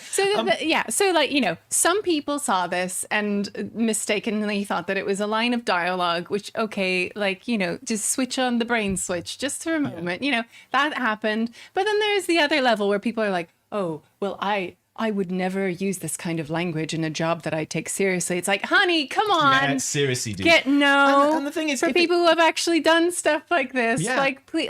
please, Yeah. this is how people communicate to each other. If that It's not was the your fucking Odyssey. Sorry. If this was your reaction, we're not shitting on you, okay? No, we're not God, saying yeah. like, oh, you're an idiot for thinking that people don't write this in scripts and Yeah. stuff. We're not saying that. What we are offering is the experience of people that have worked in industries like this, Yeah. and have worked with scripts and working scripts and shooting scripts and stuff, as you did as a producer in the take as well. Yes. And like we're telling you, we're not shitting on you, we're not God, calling no. you an idiot, No. but we are offering insight and telling you that this is like so normal, not just normal. It's like it just is what it is, right? It just is literally how it is. And especially if your job is being a writer or a creator, a person who makes stuff. Yeah. Like you are a writer or a storyboarder, you're just telling a story, you're trying to convey something to your other creative member on the team who's going to bring your vision to life. You're going to use shorthand, you're going to use the language that you two speak to each other. Like you're going to use funny lines that, try to get the other person to fall in love with you, obviously. But like it's that's just how it works. Like that is the thing. And it doesn't mean that you don't respect the story or that you don't love the story. Yeah, and to see this, Yeah. We have had to go into the data of a video game, scrape it using dev tools, and read something that we're not supposed to read. Yeah. So it just feels like really kind of petty to Yeah. be like, well, Blizz, it shouldn't even be in there. We shouldn't even be able to see it. It's like, Yeah, well, we maybe couldn't we see shouldn't it. have looked, We went into dev tools, Yeah. and we went looking for it. Yeah. It's our fault, right? Yeah. Like in that sense. And it's not even placeholder because like it's just a stage direction. Yeah. That's all it is, Yeah, right? yeah. And like it really is, and it's perfectly normal for those kind of stage reactions to exist. But with that aside, because who cares? The idea that Xal'atath is becoming. Oh yeah, we haven't even talked about the actual thing at hand. Also, people are saying like the script feels like AI or whatever. I don't think so at all. Like, okay, so actually, here's a really interesting point. In isolation, the exposition of Xal'atath, of Orwena and Arator being like, oh my god, we've just seen that Xal'atath is going for the world soul and she wants to consume it. She's there right now. Or she wants to become it. She's there right now. That could be really clunky exposition if that's the first we're hearing about it, which reading this script it is. Yeah. But It's not. this is 100% certain, okay? This is like, I will bet anything you want. This vision that they're talking about, where they see that Xal'atath is at the world soul, that is a cinematic. We have just seen seen that something. cinematic. Something has happened. Yeah. They are not telling us, the viewer, No. this information for the first time. They are recapping it as they do in language, right? And telling another character Yeah. it as well. So it's necessarily shortened and abbreviated, and like they're not explaining everything in a very good way because they know the audience already knows this stuff. Yes. They're just telling it to another new character. Just to remind you. And like, clearly there is a cinematic showing us this vision. We have experienced this vision. We've seen this stuff already. So this script, this cutscene, is not explaining that bit of the story to us. We've already had that bit of the story explained to us. So you don't want the exposition. It's not exposition because we already know it. No.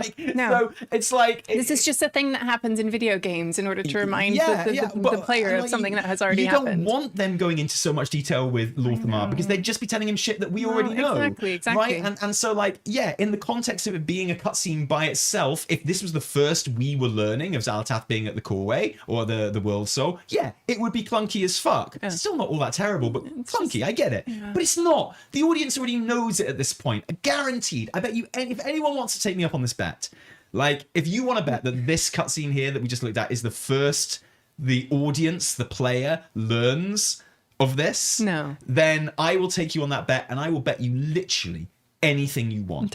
I don't want... Evertel feet pics for life. You don't have my consent for those. Okay, I need you to give consent real quick. I'll think about it. Okay. I'm withholding consent. Yeah, totally, sure.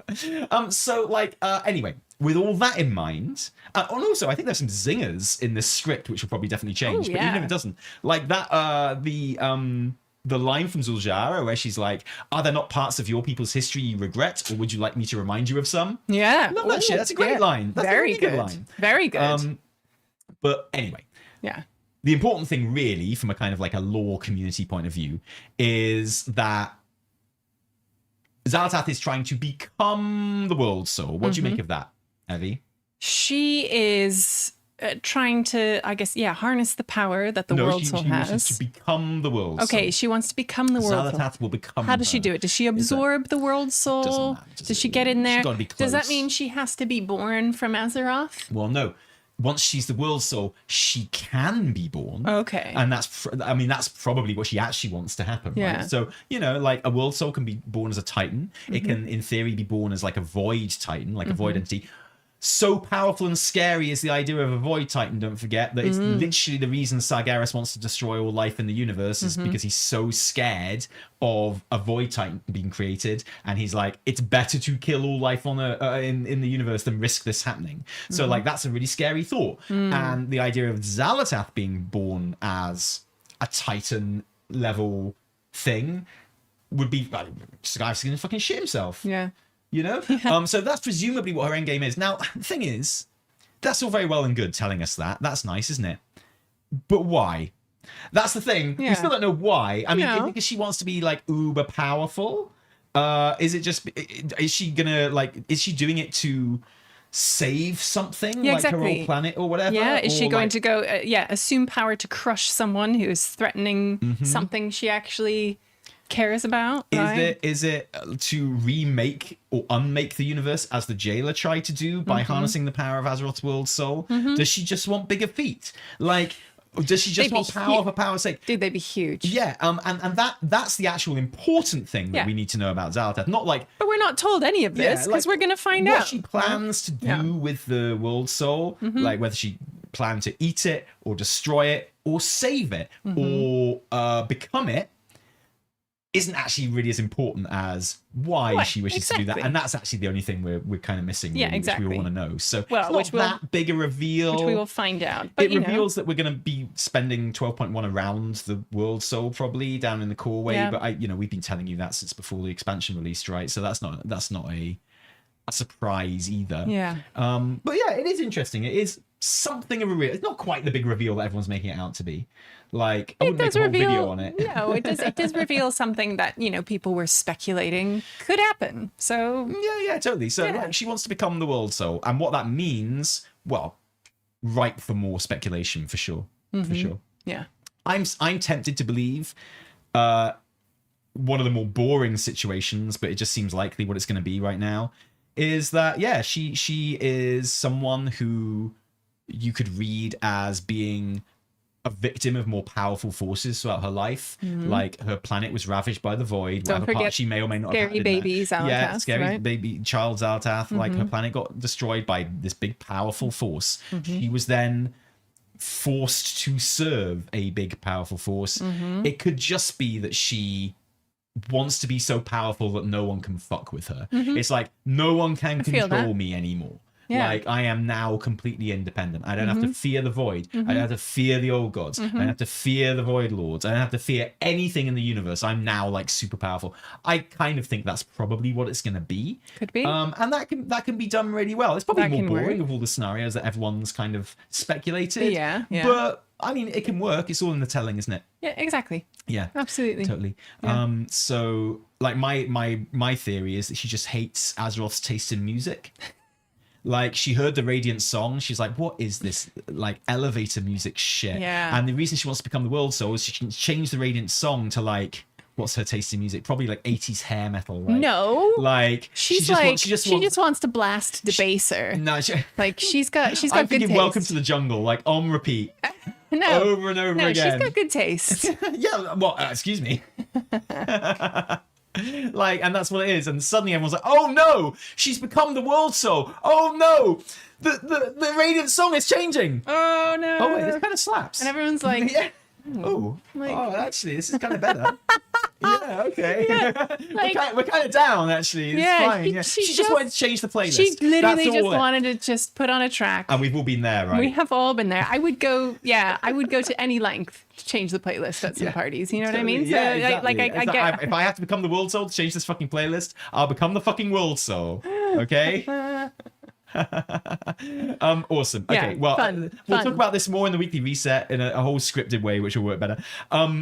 Join us for the animation of that. Yeah, Do we want to go into super chats now, Evie? Let's go. Let's get some super chats going. Thank you, guys. Thank you to everyone. But yeah, please leave in the description below, chats. in the comments, what you think. Yeah. What do you think this is all about? What's her motivation? No, what her taste in music is, and what would be on her playlist. Oh yeah, what's on what's her radiant playlist? Song? Ooh. And also what you think is going to happen. That's less important. Yeah. I don't care. First one, thank you so much to Zachary Cooper, member of the green team. Lovely to see you. I am happy today. Got the spawn of Vyranoth mount. Lucky you. Do it. If you guys, if you haven't this person started. was not slacking like you, man. They were not. I slacked. I missed a week, so now. Oh my god, it would be Ozzy Osbourne because Blizz already have the rights to that. Oh, does it have to be? It'd be the Ozzy Osbourne song. That would song must have cost them an absolute fucking fortune for the housing trailer. Dude, yeah. And they're like, we can get the most out of this. Yes. Put it on. Thanks to Carrie Cooper. Yeah, a friendly reminder, time walking is on. Do your time walking. If you haven't started, I think it's too late to get the Spawn of Vyranoth mount because you need to do it for 4 weeks at least. I don't think we have 4 weeks of time walking left, although who knows because we don't know when the patch is coming out yet. I think it's going to be on the 18th now. Everyone's been saying 11th, but I think it's now the 18th. It feels too late to announce something coming out on the 11th. They've done it before. They've done it like the week before. I don't know.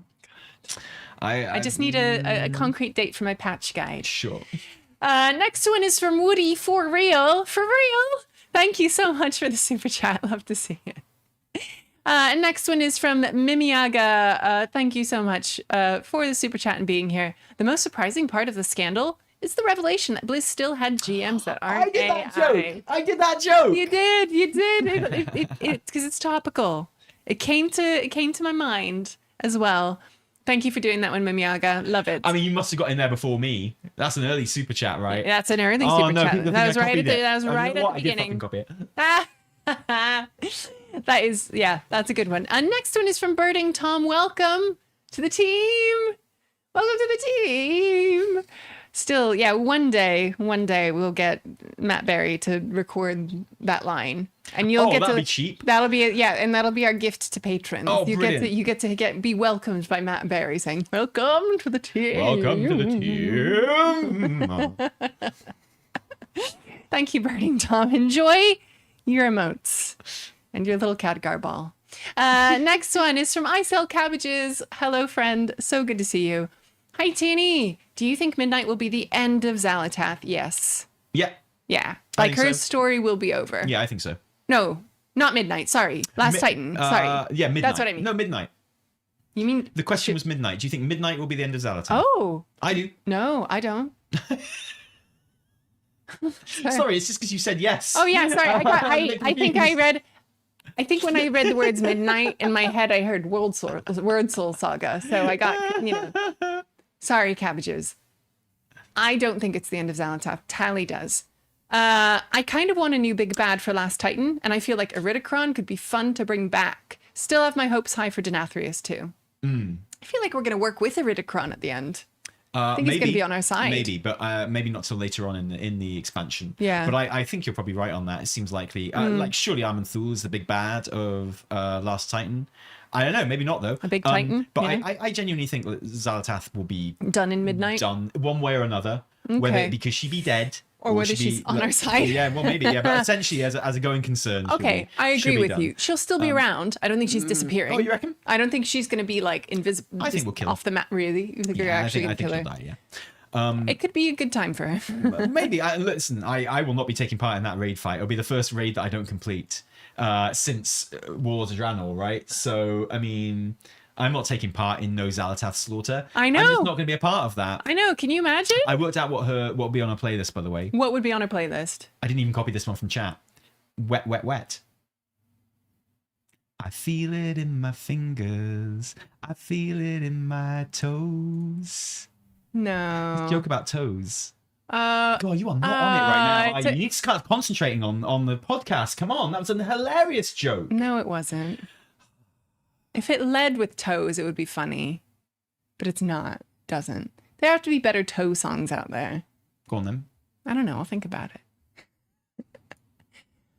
No, Tally, that was good. That was nice. That was a nice nice song. Next one is from Moxon. Thank you, Moxon. Lovely to see you.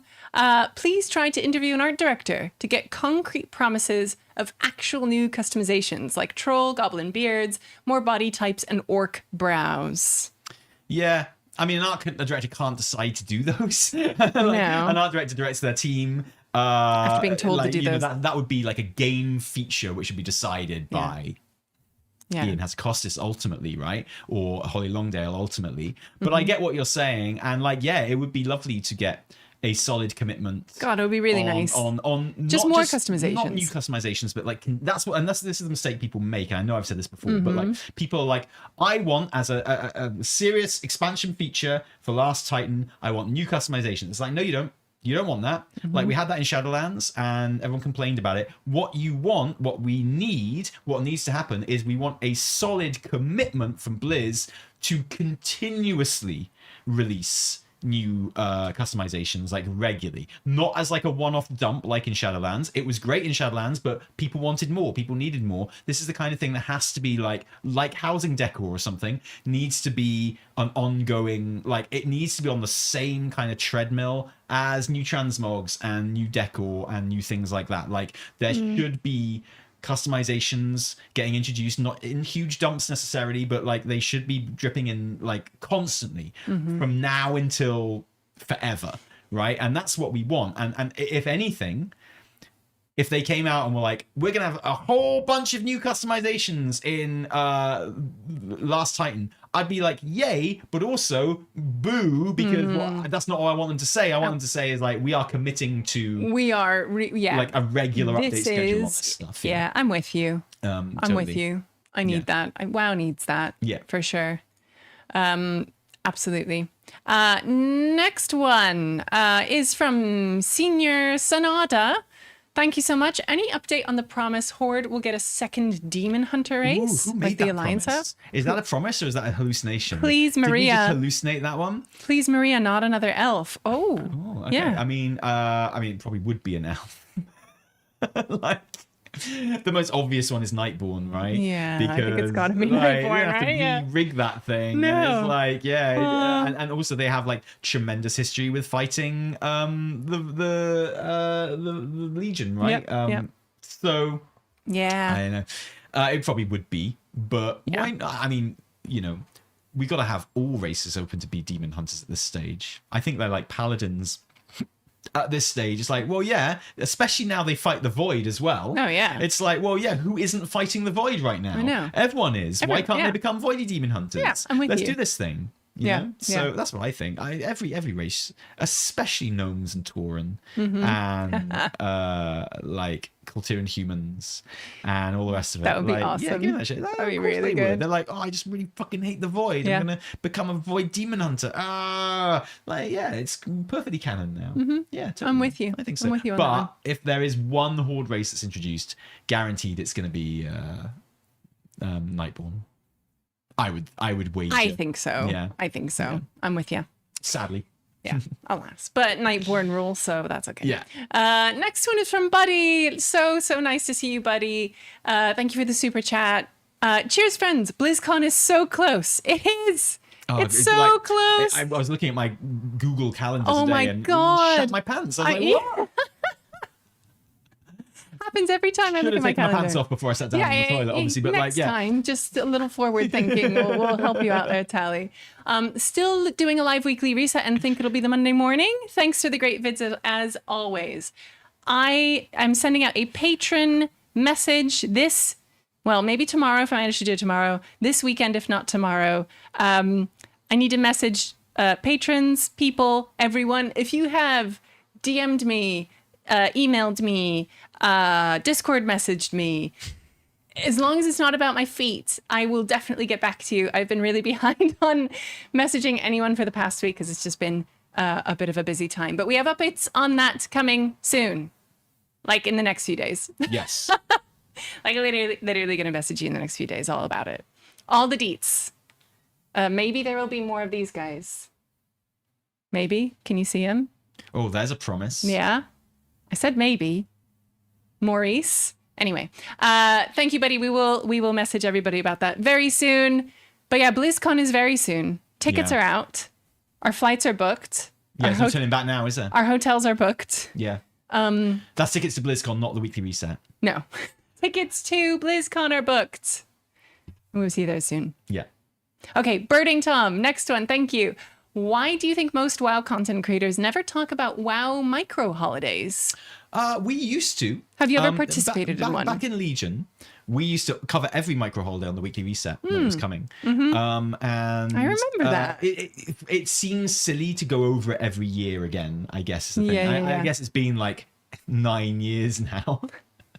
But micro holidays became a thing in Legion, and we would cover everyone as they popped up for the first time throughout that year. I remember in Legion, it just seems like beyond like a little reminder here and there, it seems they're micro holidays, right? It's cool. Maybe we could make more effort to kind of highlight those on the podcast. Probably the best place. Like, hey, don't forget this week is the thing, right? Yeah, it's the t-shirt day. Yeah, exactly. And I did all the micro holidays in that first year in Legion, but I haven't really bothered with any of them since. They're a funny one, aren't they? Yeah, like cool, like though. people do them. Yeah. People don't feel necessarily like like they have to do them, so not everyone does them. Maybe now that they're getting more interesting rewards over time, their flavor. We're talking micro holidays here, not like major holidays like Summer Fire Festival and stuff like that, and like Winter Veil. Those are like proper holidays, and then you got micro holidays, which is things like the balloon ride, the pub crawl, like boat day, 100 boat bash, the. I think it's just because they come and go so quickly. It's exactly. But they're really easy to miss, which is probably why we should highlight them a little bit more. Really, you know what? Let's make an effort to do that. Let's That's commit a really to good it. point. Without kind of going into too much detail about them. Just like reminding people of them could be quite useful, I guess. Yeah. Good thinking. Thank you, Birding Tom. And next one is from the Prophet Lord. Hey, Teeny. I just wanted to say thank you. Released my first YouTube video. Cool. Heck yeah. Thanks to your encouragement at LFG. Ooh, BlizzCon prediction video when? Well, Prophet not Lord, quite yet. Is Prophet Lord the name of your channel? We'll go and check it out. Yeah, we absolutely will. Sure. Absolutely. Drop us a link, Prophet Lord, because that is awesome. That's really BlizzCon exciting. prediction video will be what was BlizzCon? September 12th. BlizzCon prediction video out by the end of August, probably. Yeah, that's what we'll aim for. That feels right. Yeah, totally. Don't want to do it too early. And then we'll get a bingo sheet ready. A bingo sheet ready for when we're there. We're trying to get a good stream slot. Yes. Where maybe we can have a stream slot over the opening ceremony. That was really fun last time. That was really good time. If we're lucky enough to get a stream slot over then, that would be great. That would be really good. But if not, we can still make it work. Yes, please. And next one is from SSM Devil, aka the Sean. Hey, Sean! Sending 20 TNE memberships. Insane! 20 new teen members. That's amazing. Thank you so much, Sean. Dude, there are 20 of you that have a Sean now. The Sean. Wow. You guys, you should really flex. Please, flex those emotes. Use them. Use them. They're good. Look at all these Maurices. Fantastic. Maurices. Anyway, hippopotami. Yeah. Get in there. Thank you so much. And the next one is from Captain Thunder. Stepping up their game and also sending 20 TNE gift memberships. Heck balls. Thank you guys. You rule. You guys are Captain amazing. Thunder awesome. And Sean stepping up as always to just spread like Absolute membership heroes. Love all around the place. Hot, sticky, sweet smelling membership. Delicious. Cheers, guys. Thanks, guys. I love you for it. And the next one is from Moxon. Again, would have been better if the GM killed the guy, then banned the one who asked for exploiting, then invalidate for the rest. For a good laugh. For the lulz. Listen, man, I am seeing a lot of people saying like the streamer who asked for it should get banned. And I get where you're coming from. I do. Like, on a transcript in a court of law, like he did ask for the boss to be killed. But I think unless it is a regular thing that does happen on, like, assuming the best case scenario where this hasn't happened before and where the GM isn't working for them with real money boosts. Yeah. Like, I think anyone would assume that is a joke that wasn't intended to be followed up on. Like, if you say that in a chat where the GM is there, I think, like, you can very easily appeal to the it was clearly a joke. I didn't expect them to do it. Like, you know, it's like if I'm like, that's dangerous though. If I'm around someone's house and they're telling me like, you know, they've got too much work to do on the house, they don't want to, and I'm like, oh, just give it to me, man. I could do with a house. Like, I don't actually expect them to give me the house, right? Like, it's clearly a joke. But it's clearly this GM. They work in QA. That's the thing. They work in QA. They have GM privileges. Clearly, they just felt that little part of their brain tick, the little like guy thing. Now, you just want to impress your buds. Obviously, the context changes if the investigation happens and it turns out this GM regularly helps that team, which is complete speculation, but it's not impossible and it shouldn't be ruled out. And, you know, if the investigation comes out that the GM does regularly help out the team, then that puts the Demon Hunter asking for help in a completely different context. Whereas in that situation where they've received help before, you could read that as a genuine request. Exactly. And in that case, yes, maybe the Demon Hunter should be banned. Absolutely. Yeah. And in fact, all that team should probably be banned for working with a GM or a QA with GM privileges to kind of like kill boss and stuff. Yes, in that context, yes. But just with the context that we currently have, I think it's quite clearly a joke. I don't know. That's what I think. I don't know. It's just a joke, bro. I don't know. I don't know. Just a joke, bro. I don't know. Schrodinger's asshole, right? Like, you know, hey, it's just a joke if I get caught, but you know, if I get the help, so be it, right? Yeah. Oh, yes. Thank you. On to the next one. From Iconography, another lovely member of the team, lovely, beautiful green glowing Khadgar head. Thank you, Iconography. Helping increase the weekly reset budget so we can afford to put the What's happened to the rundown? Look, Evie has never wanted to do the Let's Rundown. But the first time I suggested it, she was like, what? No, that's dumb. And I was like, please do it. That's stupid. That's never gonna... I'm doing a thing, okay? Please do it. And now it's one of the most treasured parts of the weekly reset. Now I have a mug with my face on it, saying it. Yeah, don't think we've forgotten about that. No, we've never forgotten. You know, just for you, Iconography, let's, you know, see what we can do this We're going to have it weekend. in the next episode of the weekly reset, and it'll be dedicated to you, Iconography. Make sure you tune in. Shout out Wondrous Wisdom Hood NA and the Eyebrows for Orcs Association of Azeroth. Yes. God, one day Rico will be seen. Good to see Wondrous Wisdom Hood NA getting some big ups as well. Yes, Wondrous Wisdom Hood NA. We talk about the EU one a lot, but NA, they're a good bunch. I love them. They're cool. Absolutely rule. And then Iconography following that lovely message up with 10 gifted T&E team memberships. Yeah. Thank you so much. Nice one, Iconography. Love Iconography. Well, love to see absolutely, you're getting the rundown dedicated to you this week now. Heck yeah. After that, holy heck. Yes. Amazing. Thank you, friend. Yes, absolutely. Next one is from Krieger. Thanks, Krieger. US teacher on summer break. Enjoy. Have a good time. Unless you are also looking after your own little people, in which case also have a good time, but it's a little different then. Great to join the team. Yes, love it, Krieger. If WoW were to implement an MSQ like Final Fantasy, how would you implement it and what would you include? It's so hard. Yeah. I mean, you've got to be able to do at-level kind of expansions, which Chromie Time kind of, on the face of it, looks like it wants to facilitate, but doesn't, and it doesn't work. I think you'd have to focus on the current MSQ, as it were, which is kind of what Blizzard are doing. You started at Dragonflight. You and actually working through the Dragonflight story as a new player apparently works pretty well. And then leading into the catch up for War Within.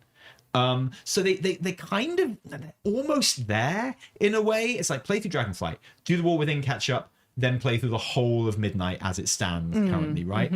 So you can do that, and then you have to give players like the freedom to be able to experience other expansion narratives in full at level. That's what Chromie Time should be.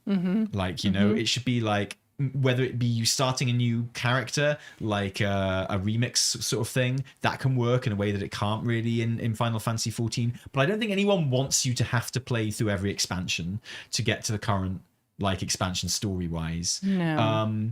Maybe there could be like a super like fuck you gameplay mode where you do actually play through literally every expansion. Yeah, the super fuck you mode. That's Final Fantasy 14. Yeah, totally. So like, I think at the moment Blizzard, they're so close. They're so close to getting this right, where a new player can play through Dragonflight, do the War Within catch up, and then for those 10 levels, and then play through Midnight, and then probably Last Titan after that. So like the idea that you'll be able to play through the whole world Soul Saga is very cool if the leveling and stuff works out, which it won't if you're playing as someone who already has like max level characters that increase the level of your like XP gain and stuff like that. There has to be a way that you can kind of like, please scale my XP to only level up when I'm supposed to level up, sort of thing. Maybe that's the answer. I don't know, but people should be able to do it for sure.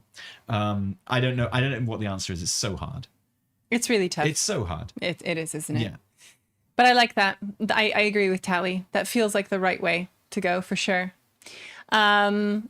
But yeah, if you want to play an MSQ, just play Final Fantasy, man. Yeah, but people should be able to experience it in WoW as well. I agree. You know, that was a joke. Yeah. But yes, I agree. I suspect with WoW, it has to be kind of like outside of the main gameplay loop, and it has to be like an optional thing that you do. Yeah. And like, I suspect that's the best way it's going to work. Yeah. And put some unique rewards in there and stuff. Exactly. There needs to be some incentive to do it. Yeah. Encourage everyone to have dialogue UI. Implement something like dialogue UI as standard UI. 100%. Like that would be the one like best thing Blizz could do for their story, is if you could have basically dialogue UI without having to install it. I know that everyone does install it, but lots of people don't know to. And if it's there by default and new players come to the game and it's doing the dialogue UI thing of like zooming in, you've got the text box and stuff like that, it's going to increase people's enjoyment of the story no end. It increased my enjoyment of the story 100%. You know? Like, it's important. Like, it's a more storytelling RPG UI, and it's great. It's really good. Yeah. Yeah. That. Yeah, what I said. Next is from Timothy Gizmo. Great name. Thank you so much for the super chat. Ogres for playable. Also, Orc eyebrows when? I think Ogres is going to be playable in Classic Plus. Definitely. I think definitely, but you can't put them in Classic Plus and then not have them in retail. I'm looking forward to that shit show. That's so dangerous. That's so dangerous. And, well, this is the big question about Classic Plus. We were talking about this last week. Is that like you put new stuff into Classic Plus, which isn't in retail. Yeah. Retail players are quite reasonably going to be like, you could just give that to us as well. Hello. Obviously, like it's we're already there. We're the game that gets new stuff, right? You've already made it. Like, yeah, totally. Like our game isn't a museum piece. It's not like we're the game that gets new stuff. This new stuff exists. Give it to us. Yeah. Holy fuck. Now you can get into the ins and outs of whether that's a correct attitude to have or not. But I think it's perfectly reasonable for retail players to be pissed off. Like if Classic Plus did get playable ogres, it would be insane if retail didn't get playable ogres at the same time. It would be nuts. They wouldn't dare do it. But I think Classic Plus will get playable ogres, and I do not think retail will get playable ogres. Just saying. Lord. That's my big shit show prediction for BlizzCon. Wow. That would be a huge shit show. That would be a shit storm. Yeah. More like. Yeah. Good God. Okay. I hope that doesn't happen. Yeah. Next one is from TJ. Thank you so much for the super chat. Hi guys, just here to wish you a wonderful day. Much love from Denmark. Oh, sending love to Denmark too. Hope you're having a lovely time there. Also, I'm IRL dinging to level 30 next week. Aw, happy early birthday. Enjoy entering what has been my favorite decade of life so far. 30s? Well, that's because you're not in your 40s yet, babe. I cannot wait. I cannot wait. That shit fucking rocks. I'm so ready to be in my 40s. I'm almost there. But enjoy your 30s. They're very good. It's wild, isn't it? Right? I don't know why I thought about this the other day, but it's like, you know, after having a very kind of adventurous 20s, I met you when I was like 29, right? Oh, very adventurous 20s. Wow. Oh, I had some good times, right? And I met you when I was 29. Yeah. And like, it's kind of weird to think right in there. My entire 30s, like a quarter of my life, like you're the only person I had sex with in that entire time. My whole 30s. Wow. And 40s, by the way, as well. Well, thanks. I was gonna. But you know, I haven't had my 40s yet. Yeah, exactly. We did the 30s, 40s. We'll see what happens. It's funny, isn't it? It's like, I mean, it's a great thing. It's kind of a crazy thought. No one else I'd want to anyway. Yeah, right? You know, but like, it's just kind of wild. Like, it is wild. After the 20s I had. Did you imagine exactly when you were in your 20s? Were you just like, God, I pray to just see like one person's coochie for the rest rest of my life. Well, I mean, I couldn't ever have imagined it would have been such a good coochie. So, like, and yet here we are. TMI. TMI. This is a family podcast. You literally said the thing. I didn't say anything. I disagreed with it. Oh, sorry. You weren't fishing for me to compliment your coochie at that stage? I'm cutting this from the audio. I've literally never even used the word coochie in my entire life. I could never have got here by myself. I didn't force you to say it. Right. Anyway, God, someone give us some more questions for me to move on to an answer. The next one is TJ. Yes, enjoy your 30s. They're going to be great. Congratulations. Not Have a great time. Gets there, so you're doing very well. Well, yeah, exactly. No fucking joke. Yeah, seriously. And your 30s in Denmark, even better. Amazing. Yeah. Seriously. Yeah. Next one, Ashbourne. Thank you so much for joining the team. Welcome. Look at your brand new shiny little Khadgar head. I love it. I love it. Thank you. Welcome. Enjoy your emotes.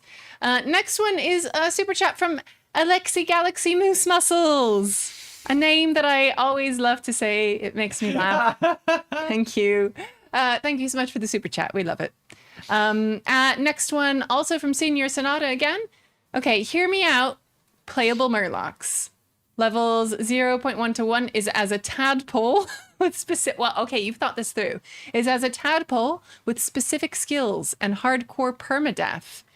Wow, okay. Oh, shit. What? Dang. What? This is not the cute, lovable, easy mode that I was expecting. You need to reach level 1 to play your selected class. Murky / King Murgle as racial leaders. Okay, right. So, some provisos. I would actually, sincerely... This is really good. Genuinely be up for, a playable Murloc. Yes. But... Do you think it's going to be in Classic Plus? No way, I don't actually. Oh. But, okay, so, we have played as Murlocs in the past, but you always have stupid action buttons, right? You always have, vehicle action buttons when you're a Murloc. It's, stupid, spear throw, bubble attack and stuff like that, right? No, obviously they need to have, proper classes and, proper ability bars and things like that. So that goes without saying. But I would genuinely, unironically be up for it just so we could potentially explore, Murloc culture and Murloc characters a bit more and, unjokify them a bit. Because I genuinely think that would be pretty cool. I'm with you. I really liked the bits in Zulaman with the Murlocs. I think they're always really... Yeah, I love the Zulaman Murloc stuff, I thought they were really cool. Whenever and I think we get some proper Murloc shit, it's fun. Yeah, exactly. I they have power because they're funny. Yeah. No, they're just goofy. Oh my but they God. also can have content. Context is good. Can you imagine if Classic Plus got playable ogres and we got playable Murlocs? I don't think that would happen. Can you imagine the Disneyfication of WoW videos that would happen? It's Classic Plus, the only real WoW. They get the proper ogres that eat bones and shit, and retail get Murlocs. Get little who give each other Murgles. flowers and suck each other off. That doesn't sound I so can't bad. stand it. I can't stand the internet discourse. I don't want it to happen. Okay, I actually don't think that's going to happen, but you just simmer about that, thinking about it. Thank you. There you go. Enjoy, in case you just need to get angry about something. No, it's not anger. It's despair. It's not anger. Premature grief. Next one is up from Alexi Galaxy Moose Muscles. Love it. So glad I caught you two live. What's your desert island soundtrack? Okay, I'm not going to give you an album, but I had a song come on my playlist this morning, which was an absolute banger, and I think it's a perfect song. And I made my kids listen to it over and over again, and it's 7 minutes long. What is it? It is by Deer Hunter. It's called Desire Lines by Deer Hunter. And I haven't heard a Deer Hunter... my kids listen to that shit? I haven't heard a Deer Hunter song in maybe 20 years. And it came on, and I just think it is a perfect song. Just go listen to it, put it on. It's really, really good. It has a 4-minute outro. Okay. I love it. So at the moment, if I had to just listen to something on a desert island for a while, that's what I would do. Okay. Mixin, I just want to say I agree with you. If someone unironically refers to the Disneyfication of WoW, I don't take that motherfucker seriously, right? It's like if someone mentions DEI in an ironic way, I'm this is the wrong time to ask me this question because I've been on such a 90s kick recently. With Yeah, you have. music. That's a good Well, thing I got to my be hair on. cut in this stupid fucking style, It's right? good. You got curtains. Like I've gone proper like boy band curtains at the moment. I like to think of it as John Connor. Yeah. Like, yes. You know, and you can be like the ginger mullet guy who's like, no, I haven't seen him. Yes. The real hero of the Terminator franchise, Definitely. the guy who lies to a cop. Oh. Like the boy who lies to a cop. I think like if I'm ever gonna show, I might just show my kids that moment of just Terminator let it 2 and sink go, in. this is the lesson, guys. Yeah. Always lie to cops. Yeah. If a cop asks you if you've seen your friend, no, you didn't. No, you didn't. And he saves humanity by doing that, right? So, well, I mean, can't blame him for that. No, exactly. And he gets to play some cool arcade games. Yeah. So I've been listening to like a lot of Smashing Pumpkins recently, a lot of Recover, a lot of like stuff which really... Just been playing loads of like trip hops too. Yeah, I come downstairs and Charlie's just like doing the dishes. Wasn't necessarily my tricky. favorite stuff back in the 90s, but just like perfectly encapsulates the 90s to me now, right? Yeah. So a lot of like around the Fur era Deftones. Yeah, nice. Like a lot like the odd kind of like Rancid track thrown in there from Life Won't Wait, which as everyone knows is the real best Rancid album. I like just good shit like that, good solid 90s shit like that. So unfortunately right now that would be the stuff that I would choose, but not necessarily. Are my kids with me on Desert Island? Because then I have to just choose Beatles, right? Yeah, exactly. Something that we can all our kids enjoy together. Love the Beatles. Yeah. My young boy is turning into something of a Beatles aficionado. Yeah. So he would insist on that. Yeah. So yeah, probably that. Again, yeah, it's going to depend when you ask me, but at the moment I choose my 90s playlist for sure. Sweet. Sorry, I just looked up that song. It came out in 2010, which feels a bit late.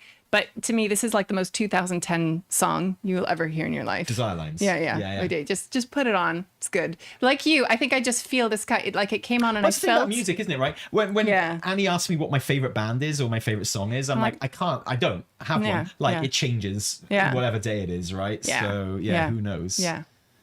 In all seriousness, if I had to listen to something over and over again, it would just be like some Brahms or something. Just give me like a Beethoven piano concerto. Like just give me that stuff. Like that would, you know. Yeah, but like, you know. I'd probably start the Little Shop of Horrors soundtrack, honestly. That's pretty cool. It's fucking seminal. Yeah. Can't use that word. Anyway. What?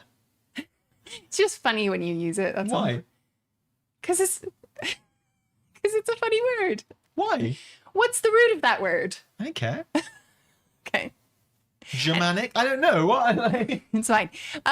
Next one is from Casey Five Kirk. Joining this late. Sorry if it's been discussed. Thoughts on The Last Titan being a chance to explore Azjol Nerub? Oh, I hope not. You think so? I just don't want another underground I'm kind insect of done zone. with Nerubian. I think they definitely will. Don't get me wrong. It'll definitely be But there in some incarnation, I think. I don't want to at all. Like Ashkahet was fine. I don't want anything like that again for a while. Okay. Mm-hmm. I'm kind of done with like Nerubians for a bit, please. Yeah. That's all. I think that's fair. Just personal preference. I'm sure there are loads of people who would relish it. Yeah. Relish it, but not me. Yeah, I'm with you. Catch me later when they announce Last Titan and show that zone. And I'm like, oh, that looks good actually. Yeah. Okay, oh, I'm that's sold. my favorite. I'm This is sold. what I've Love always wanted. Love that crab zone. It's my favorite. Does anyone use arachnophobia? I'm sure people do use arachnophobia mode, people do, but I'm yeah. just wondering if anyone in chat uses arachnophobia mode. But crabs are like the only thing I fear more than spiders. They are scary. They're spiders with armor They're spiders. and soft insides that you eat. That's insane. Imagine spiders, but literally heavily armored with huge fucking pointy weapons in front of them. Giant and, like, weapons. that move in like a horror movie style. They can only move sideways, like just make them more weird and scary. That's what crabs are. They're just scary as little spiders. like eyes on that stalks. shit. Eyes on stalks, and then you literally just eat them. Yeah. Like that's crabs are nuts. Anyway. Crab nuts. Next one is from Timothy Gizmo again. Classic Plus will just be the Murloc timeline. Yes. That would be cool. Or like maybe instead of a plunder storm, maybe the new game mode is just everyone playing as Murlocs. We don't only read super chat comments, Amoto, but we're specifically in the super chat part of the show right now. Yes. Like throughout the show, the super chats kind of rack up, and we read them. This is the segment. And announce them. Yeah, this is the segment. Yeah, except for this one, which Tally broke the rules. Well, we often reply to just other comments as well. Sometimes. Yeah, but we don't commit to it. No. Just got to prove that we're live. Exactly. Honestly, yeah. Exactly. And next one is from Pepsil. Thank you, Pepsil. The recent meeting of everyone made me see the Zandalari like they were the Wakandans, so regal and confident. I think that is definitely intentional. Zandalar forever. Like it's kind of great character writing in that scene. It is honestly. good. I love Talanji. Yeah. Talanji rules. Made me want a race change. Yeah, they seem super cool. I love the joke about her entourage and how it's usually bigger, and and her talking about the libraries and knowing about the Dark Trolls as well was just actually really good, like lore. Yeah. It was great. Really love that shit. Yeah. Made me want to race change. What other races make you think of in pop culture? What do other races make you think of in pop culture? The Zandalar are clearly like Wakanda, right? I think that the remodeling of the goblins in recent times has been a really good one. Yeah. I think they've always had like an element of New Jersey Sopranos gangster to them. Or like mafia, or just like blue collar worker to them. They've always had that. That's always been present, but they also had like more stereotypical goblin things, fantasy goblin elements to them, which have been kind of problematic. Fantasy goblin tropes, right? Yeah. Oftentimes, and I think it's been really good to see how the goblins in WoW have kind of leaned further and further into the not so typical like fantasy goblin tropes, the ones that they invented and which are unique to WoW goblins, of like the New Jersey shit, which I really like, and it's really funny and it's goofy as fuck. And having like the whole of Undermine to kind of really explore that really worked for me. It's one of the reasons I'll always love Undermine forever and ever and ever. Exactly. Like we stopped portraying Gallywix, portraying Bobby Kotick as a goblin, when we found out that some of those like really vile kind of like tropes could apply to him and stuff, it is problematic. A lot of like racial stereotyping is problematic, right? So I really appreciate in recent times how the WoW goblins have kind of managed to leave a lot of those tropes that they started with behind and lean into something a lot more interesting, to be fair. So that's my choice, definitely. For me, kind of thinking of it the other way around, we've been watching Widow's Bay, which is fun, and it's just got me thinking about Cool Tyrans again, and I just want to get more people playing like spooky seaside Cool Tyran folk. Yeah. I want more of that. Well, I forget how good we had it in BFA with that. Because it was, I never ever forget how good we had it in BFA. It was awesome. It was truly awesome. I think about how good BFA was all the time. Yeah. It's such a good, and I said so at the time, it's always been one of my favorite expansions. Like, will always be one of my favorite expansions. Yeah. But yeah, it made me want to like make a Cool Tyran. Yeah, we've been having a great time watching Widow's Bay. It's so goofy. It's so silly. It's so not like something we would normally watch. But we're going to be in that area this year. Well, we are as well. Yeah. So it's kind of like a research. It's like a recce. Yeah, we are. It is kind of like a recce because we'll be up in that part of the world. Woohoo! Fun. Gosh, you guys have been really pushing these super chats, keeping us so late. This is all on you. Anyway, last one I think. It's from Casey Fifekirk one more time. Thank you, Casey. Follow up. What zones do you want to see in The Last Titan? It's such a good question because I want to see all of Northrend. Well, yeah, it's clearly... I want to see all of Northrend completely redone, yeah. just like Eversong Woods.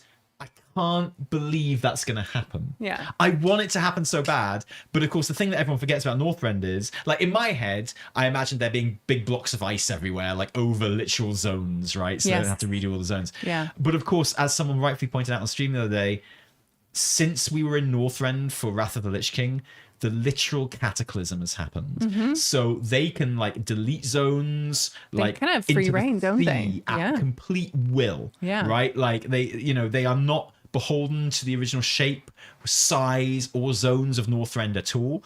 I'm really not looking forward to the Dragon Zone. Hate that shit, but it's definitely gonna be there with Galakron and what have you. It just fits into the story so well. The bit where Iridikron lives will definitely be part of it as well, where he lives underneath. I don't want there to be like Nerubian shit. I don't think they'll do Ula'tek because we've already had like a big troll like area in this expansion. So Grizzly Hills, obviously. Yes. I'd be so interested in what they would do with like the kind of more, you know, Scandinavian, Nordic like zones there. You know, that I get the feeling they'll probably redo all of the Storm Peaks and Ice Crown, because you imagine that's going to be very important in the story with the Soul Forge and stuff. Ulduar, it's almost certain that they'll do. I wouldn't be surprised if we get like an Ulduar raid. Cool. Seems like oh my god, that would be so not to have cool. It, you know, please, you reckon they'll merge Grizzly Hills with Fjord? I could see that. I could see that. Yeah. Like what the basin. Yeah. Will probably be like anything Titany, basically. Yeah. You know, there are more Titany zones than others in. I guess with Grizzly Hills, you've got the old World Tree, which you could link to Harandar and stuff like that. So maybe that could be an important part of it. Yeah. But I don't think they'll be afraid to just fucking full on delete zones. I think Ula'tek's just gone into the fucking sea, mate.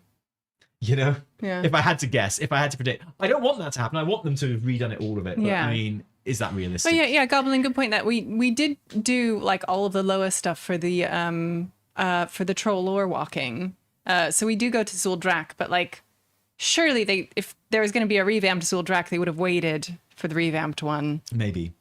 And Yeah. you know that. Yeah. You know, maybe. I don't know. But yeah, maybe it'll be there in some capacity. But I think Dragonblight certainly, Yeah. Grizzly Hills certainly, Yes. Storm Peaks, Ulduar, Ice Crown certainly. So beyond that, who knows? Yeah, who knows? And I missed one from Moxon. Sorry, Moxon. No mention of the edit mode issues in Classic at the moment. I'm not aware of these. Are you, Tally? I'm really sorry. We're not really a Classic podcast. Yeah. I love Classic. I'm glad it exists. Yes. You know, I'm always up for it being everything that people want it to be. But I don't know anything. Yeah. I have about no it, clue sorry. about that. Hopefully the editing issues aren't too bad. Yeah. Thoughts what and prayers. editing issues? I don't really Edit understand. edit mode issues. Edit mode. Do they have edit mode? Yeah. Doesn't sound very. It's not very Classic of you, is it, Liz? No changes. Anyway, Yeah. we have reached the end of the super chats. Thank you, everyone, for all of those. Really enjoyed going through those in great Thank depth goodness for the today. Super Chats. It's always such an entertaining last part of the show. Oh yeah, I love doing it. Yeah, I love it. It was really, really good. Thank you. Stops us talking about all the shit we were talking about. Yeah, for God. sure. Absolutely. Well, who knows how we're going to formulate all of that into a weekly reset this week? We'll get Tune there. in and find out. And then we've got a week to put out another video before we go away on holiday for a few days. Yeah. So we will be away just for a little bit in the first week of August. I don't think we'll be away all that long. A few days, though. Yeah, we can come back whenever we'll we want. schedule some so stuff. We'll make sure see. we have a But we will patch be back guide in ready time for the you. yeah, exactly. We'll be back in time for the launch of the patch. Want to enjoy that. I'm really excited about the launch of the patch, actually. And then of course too. it's all BlizzCon go as well. So Yeah, August is like exciting. kind of non-existent. Yeah, It's going to happen, and then it's going to be BlizzCon. We better go and run some Decor Duels, I guess. Before the end of it. Thank you to everyone who's joined us for the live recording of this on Twitch and YouTube. YouTube, we've read your super chats, of course, and Twitch, we see all your comments coming up and all your subs as well. And thank you for the support over on that platform. You are the OGs in many ways. Thank you. We love you. Thank you to everyone who is watching the VOD of this later on. Thank you to everyone who is listening on their preferred podcast listening platforms. You rule. Yeah. You just rule. You're great too. Well done. I like the idea that you can listen to it anywhere, in the car, on the toilet. Take on us the with moon. you. Do it. Awesome. From me, Taliesin. And me, Evitel. Until next time, cheerio. Bye, guys.